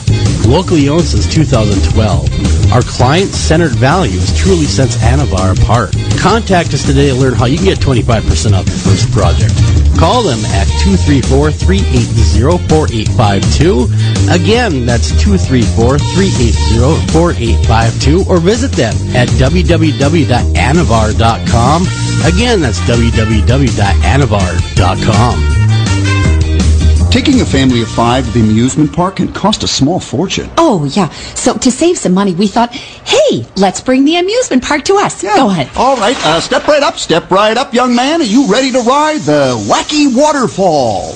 That's just the bathtub with the shower head running. Nope, it's the Wacky Waterfall. It's the shower, Dad. Waterfall. Wacky. There's an easier way to save. To get a free rate quote, go to geico.com. Then buy online, over the phone, or at your local Geico office. Hey, everybody, this is Joel Sturgis. Did you know that After Hours AM and America's Most Haunted have a great new website out there? You're going to want to visit America's-Most-Haunted.com. There you can get all the new content from all the writers for America's Most Haunted, as well as the great haunted headlines everybody loves each and every week, as well as catch After Hours AM live right there, along with podcasts, past shows, and get to know your hosts, as well as contact us all in one stop. You're going to love it. You're not going to want to go anywhere else. So come to America's-Most-Haunted.com today. You're listening to After Hours AM, the best in alternative talk radio. Got a question, comment, guest suggestion, or just want to say hi? Contact us at afterhoursam@gmail.com. That's afterhoursam@gmail.com. Want to call the show and be interactive? That's easy. The number is 612-326-6874. Again, the number is 612-326-6874. And thank you for listening. There's a lot of welcome overlapping. back to After Hours AM, everybody. I'm your host, Joel Sturgis, right along with me, Eric Olson and Dr. Clarissa Cole. And, wow, we're going to kind of dive into this next case. Now, this one I wasn't too sure of until Eric and I were talking about it, and that is a Sam Shepard case. And that, of course, happened in Bay Village, Ohio, if I'm not mistaken. And that's an interesting case on its own. Can you run us through that a little bit? Well, what we did is we did a program about it that was part of a series on Cleveland. So we kind of took a cursory look at the case, but we only took a look at the first 3 days. And one of the strange things is that Sam Shepard's family was able to keep him away from the police for 3 days. They weren't able to say a thing. But what happened on July 4th, 1954, was that the police got a frantic call from Sam Shepard's house that someone had killed his wife, and people scurried over there. They found his wife not just killed, but slaughtered. I mean, it was a crime of what you'd see as a crime of passion. Yeah. And the police took his story down. They thought it was the craziest story they ever heard. That he tussled with the assailant 2 times before the assailant finally ran away after killing his wife. And it just became a more convoluted story all the time. They eventually found his keys and watch underneath the staircase leading down to Lake Erie. And it had blood on it, and someone had stashed that. We think it was his. They never found his shirt that he supposedly was wearing.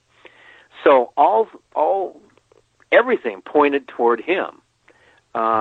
Everybody looked at poor Marilyn, and she was not just hit over the head or stabbed once or something by an intruder.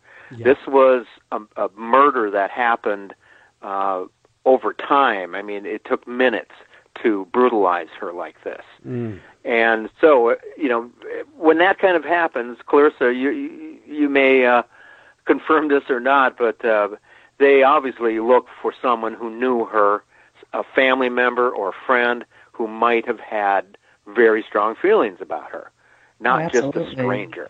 Especially when someone comes into a home when somebody's sleeping and she's really the only target. That's really odd. Very odd.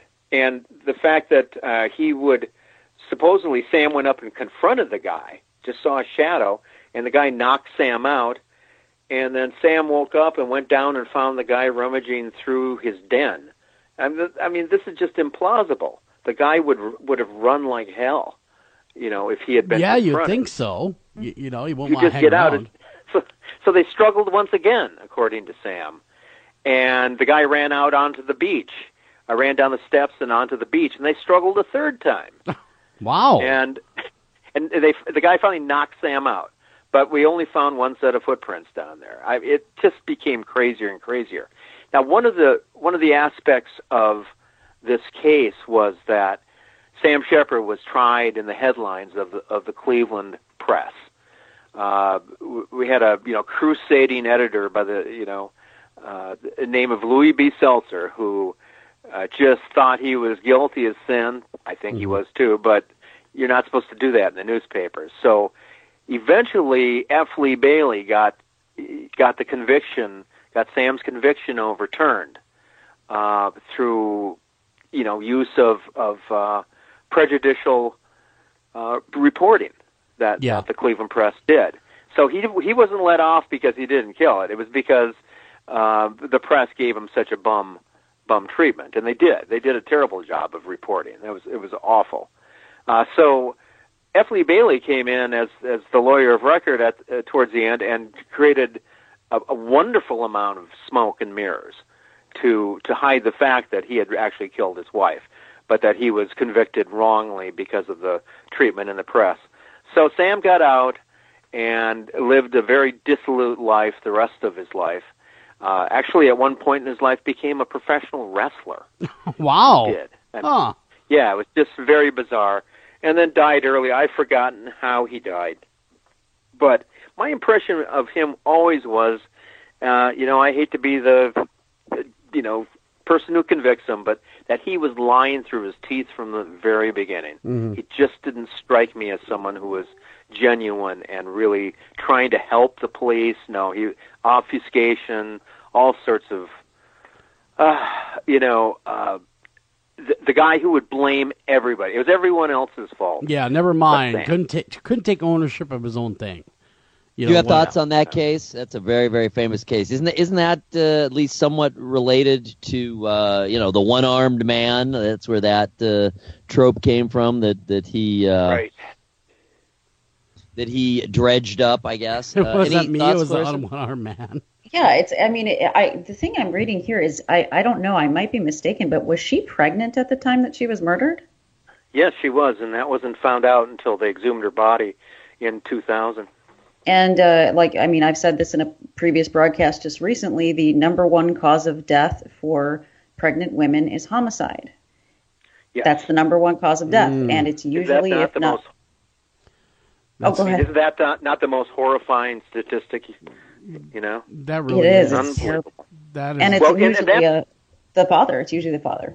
So yeah, and that's what one of this veteran reporter told me was what she concluded was one of the reasons that she had become pregnant and had not taken care of it. He didn't want another child right away. Yes. And believe it or not, she had also, to make her life easier, went ahead and purchased a newfangled dishwasher to put in the kitchen to make her life a little easier. That apparently also set him off terribly. And it could have been this accumulation of things that caused him to do this. Wow. Also, we think that even though she was pregnant, it was early on, and that they didn't know, and that he expected sex that night, and she rebuffed him. So we think there was just a whole nexus of things happening to lead to an explosion. Did he have a history of violent behavior? He didn't, but he had a history of extremely selfish, narcissistic behavior. Had multiple affairs with his patients, believe it or not. And Marilyn knew. She knew. And complained mightily to her mother and her friend. But was going to tough it through because they had a kid, and they didn't want to. She didn't want to break, have her child come from a broken home. So he was. You could certainly call him emotionally abusive. I mean, in a pretty extreme way. Imagine a doctor. You know how doctors can get, Clarissa, with that Jesus complex. Oh yeah. And if a woman throws themselves, they've got to be mightily ethical to just ignore it. Well, yeah. It's just crazy though, because it makes your skin crawl. It really does. I mean, the lady was pregnant. That's his wife, and whether or not he wanted another child or not, it takes two to tango. Yeah. You know what I mean? How can you really, quite honestly, reading the case file here and what the Supreme Court had said, of course, the Supreme Court determined that the carnival atmosphere surrounding Shepard's first trial had made due process impossible. Yeah, they were right about that. But that certainly doesn't, Yeah, I totally... doesn't excuse anything that he's done, he had done. Yeah, so it's just one of those cases where you kind of end up not knowing exactly how it happened. But when you think about who would have done this to her, only someone who had extremely strong feelings about her. Now, did he not try to do a civil trial for wrongful imprisonment later on? Shepard? No. There was that I don't recall. No, I can't recall that. I wouldn't be able to speak with any. Yeah, I was trying to remember authority if that on was that. the guy. I know that they tried to bring a civil case against the county. Okay. Sam Shepard's son. Okay. And his attorney. Yeah. Okay, that might be. That was unsuccessful. Yeah, I'm trying to remember if that was the guy that did that, because that was rare back then as well, to bring a civil case for wrongful imprisonment. We got one more I want to get to, or two more actually, but for sure one more, and that's a disappearance of Beverly Potts, which as of today she is missing 65 years, 6 months, and 11 days. Yeah, but who's counting, right? Well, exactly. The family's counting, and that is a strange case. It really is. Wow. I mean, when you were covering that, what was your thinking on that? Who took her, do you think? Well, this was even before the Shepard case. This is in August of 1951, and this little 10-year-old, I guess, not so little at 10, and 11-year-old kids had gone to this performance down at the park and had walked back to drop off their bicycles, and then they went back to the performance, and about sunset, one of them came back, and the other never did. And we just don't really know where to start. We've tried to trace where she may have been, and tried to figure out exactly what she had done. No one but one person saw her after this. It was called Show Wagon performance on a Friday night there in the park, and no one but one person saw her after the performance, which tells me of the 1,500 people at the performance, this one person was mistaken. Mm-hmm. That if the others didn't see her, it's just not likely she was seen. So what we think happened was this. The two girls got permission to go down, it's only a 3-minute walk from home, to see this performance. And this was the neighborhood kids and other semi-professionals get up and sing a song, do a dance. It was a big deal in the neighborhoods in those days. And Show Wagon toured around Cuyahoga County and was sponsored by the Cleveland Press. Louis B. Seltzer, again, rears his head. Hey, we heard that name already once. Yeah, but he was the publisher of the Press, and so they had gone down to this performance, and it got to be dark, and one of the girls, Beverly's friend Patsy, said, "I'm supposed to be home by dark." And Beverly said, "Well, my mom said I could stay here till the end of the performance, which would be after dark." So Patsy got kind of mad and stomped home and didn't say anything about Beverly staying. Well, Beverly never came back, and they went down several times to the park. By that time, it was all dark. And by Saturday morning, believe it or not, homicide was on the case. Now, Clarissa knows this. You don't bring homicide in on a case unless there's a body. There was no body. There was just a missing little girl. And what we figured happened is, again, Louis B. Seltzer, who was the kingmaker, more powerful than the mayor, publisher of the Cleveland News, called up homicide and said, "We sponsored this. Mm-hmm. Mm-hmm. You need to get out and look for this little girl now." So he kind of rhapsodized about her for a couple weeks in the paper and really made her into Cleveland's missing girl. And she is that to this day. That's so sad. I mean, nobody has any idea what because stranger abductions. I mean, I am sure you've done enough true crime to know about that. That I mean, true stranger abductions are so incredibly rare. But I mean, do you think that might be what happened in her case? There are a couple things that mitigate for and against it. First of all, she was known as a very shy little girl. Okay. But she was also growing up. She had gotten her pigtails cut, and she was starting to grow up and fill out a little bit. So she was, she wanted to be a big girl, we think. And so she got her hair cut just a couple of days before this event. But she was also very shy, just didn't like to talk to strangers, especially men. Mm-hmm. And the other thing that mitigates it in favor is that if it's true that Patsy had gone home and left Beverly to watch, and that, again, no one saw her after, that tells us that Beverly left before the show ended by herself and found herself on a darkened street for about 3 minutes. What? And that would have been a perfect opportunity for a snatch and run.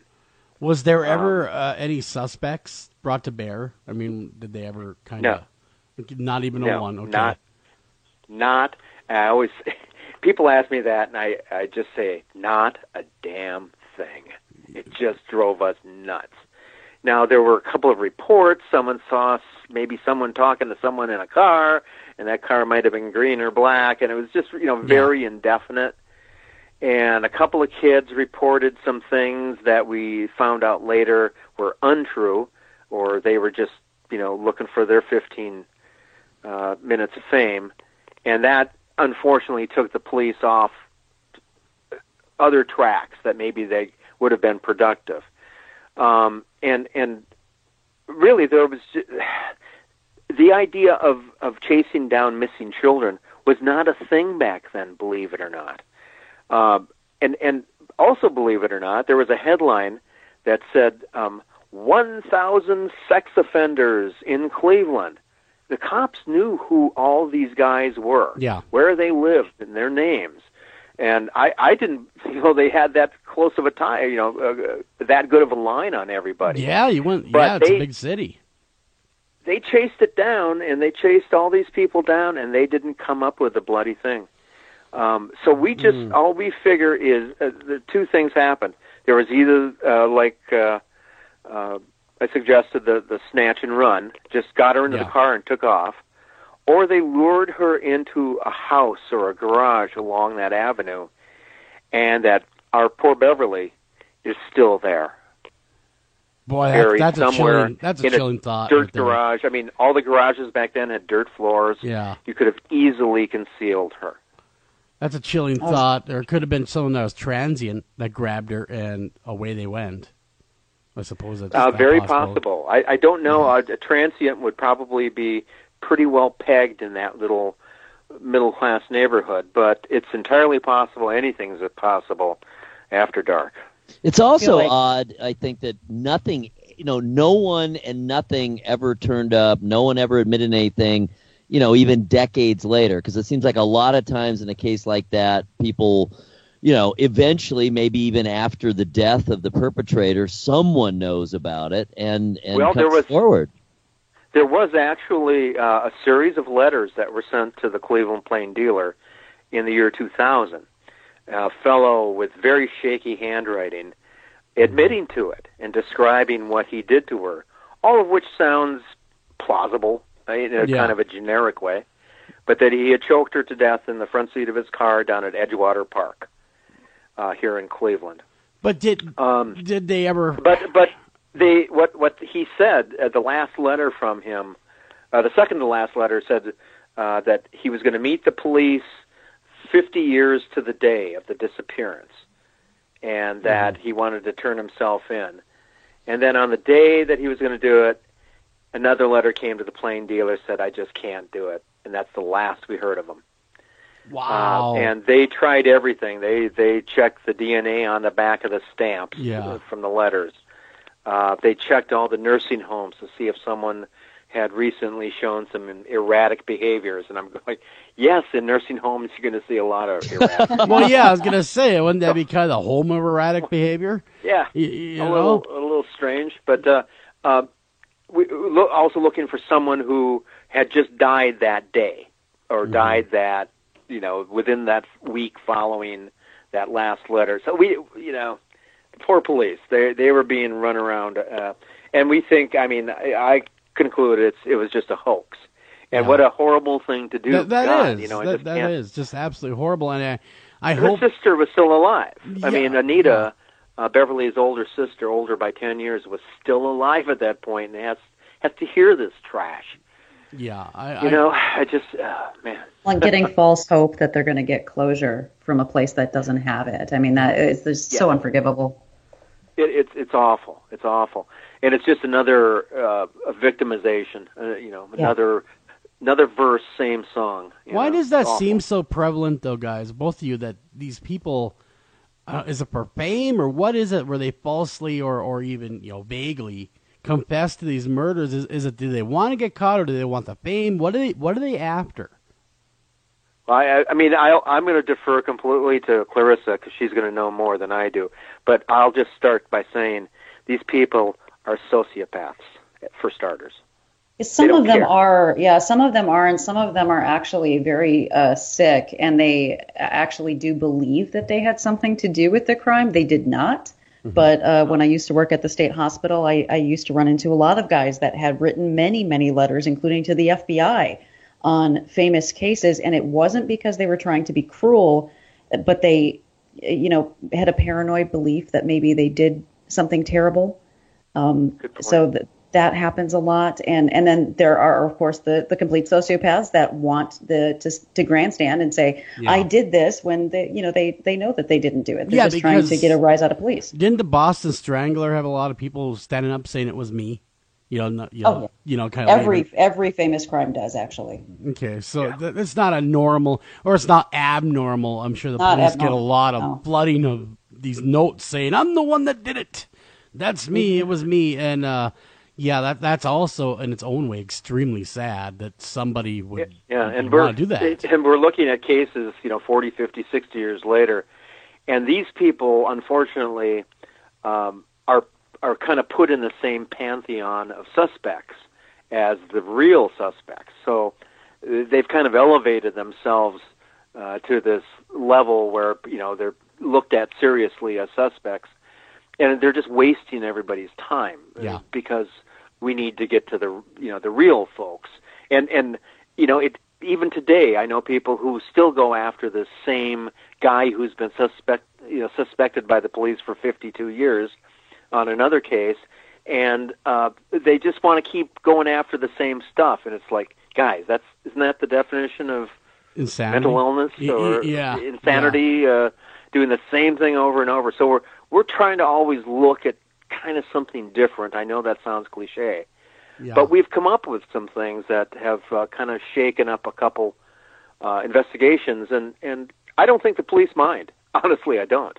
Well, I suppose that, really, quite honestly, a lot of times fresh eyes make all the difference in a lot of these cases, especially these cold ones.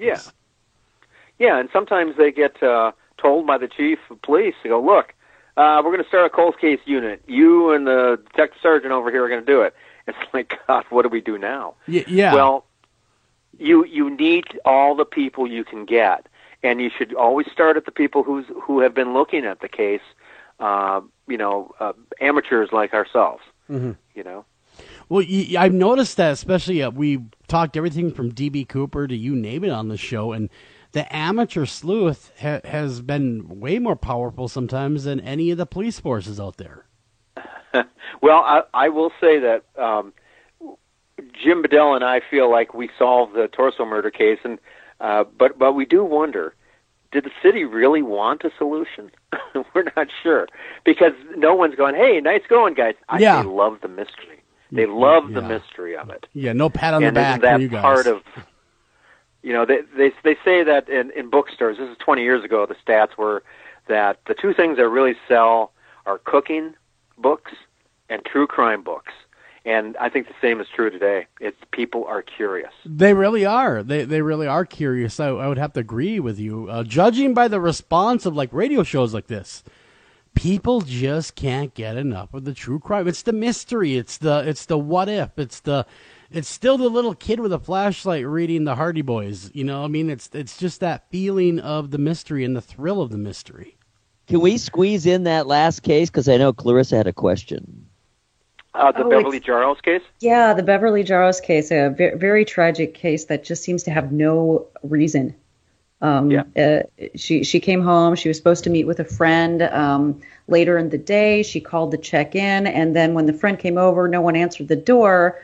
Eventually, who was it, her father that came home? Her father came home. Yeah. And found her in her room deceased from a very brutal attack. If you have anything new on that, that would be amazing.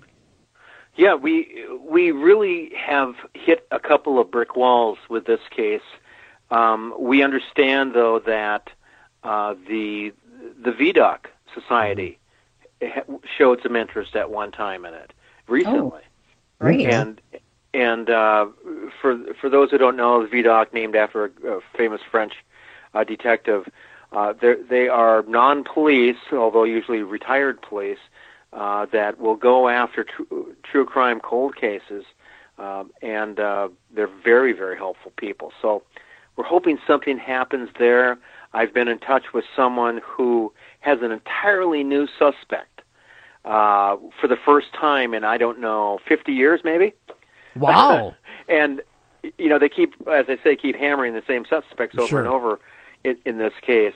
But, we don't know why Beverly was treated like this. It's just horrendous. There was only a small window of time that someone could have slipped into that house. She was another Beverly. Well, and for God's sake, don't name your daughter Beverly here in Cleveland. Yeah, boy, that's a cursed name. she was also very, very paranoid.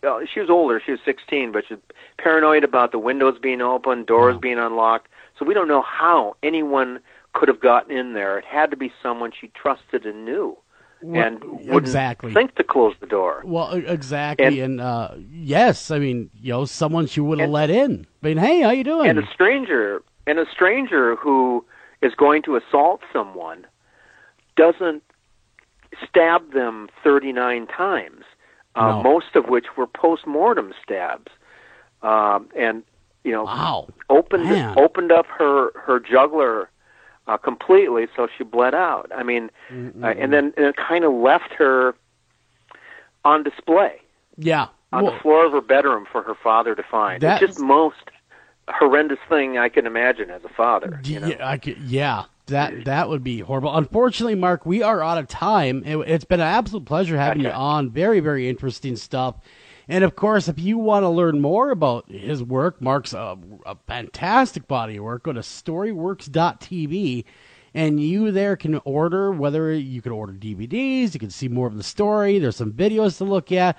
I highly recommend everyone go over there, take a look at it. On behalf of myself, Joel Sturgis, and, of course, Mr. Eric Olson and the beautiful and talented Dr. Clarissa Cole, we have come to the end of another show, so take care of each other, love each other, and tune in tomorrow night. We got another great show on tap. See you then. Thank you for listening to this edition After Hours AM, and please remember to like us on Facebook and also follow us over on Twitter.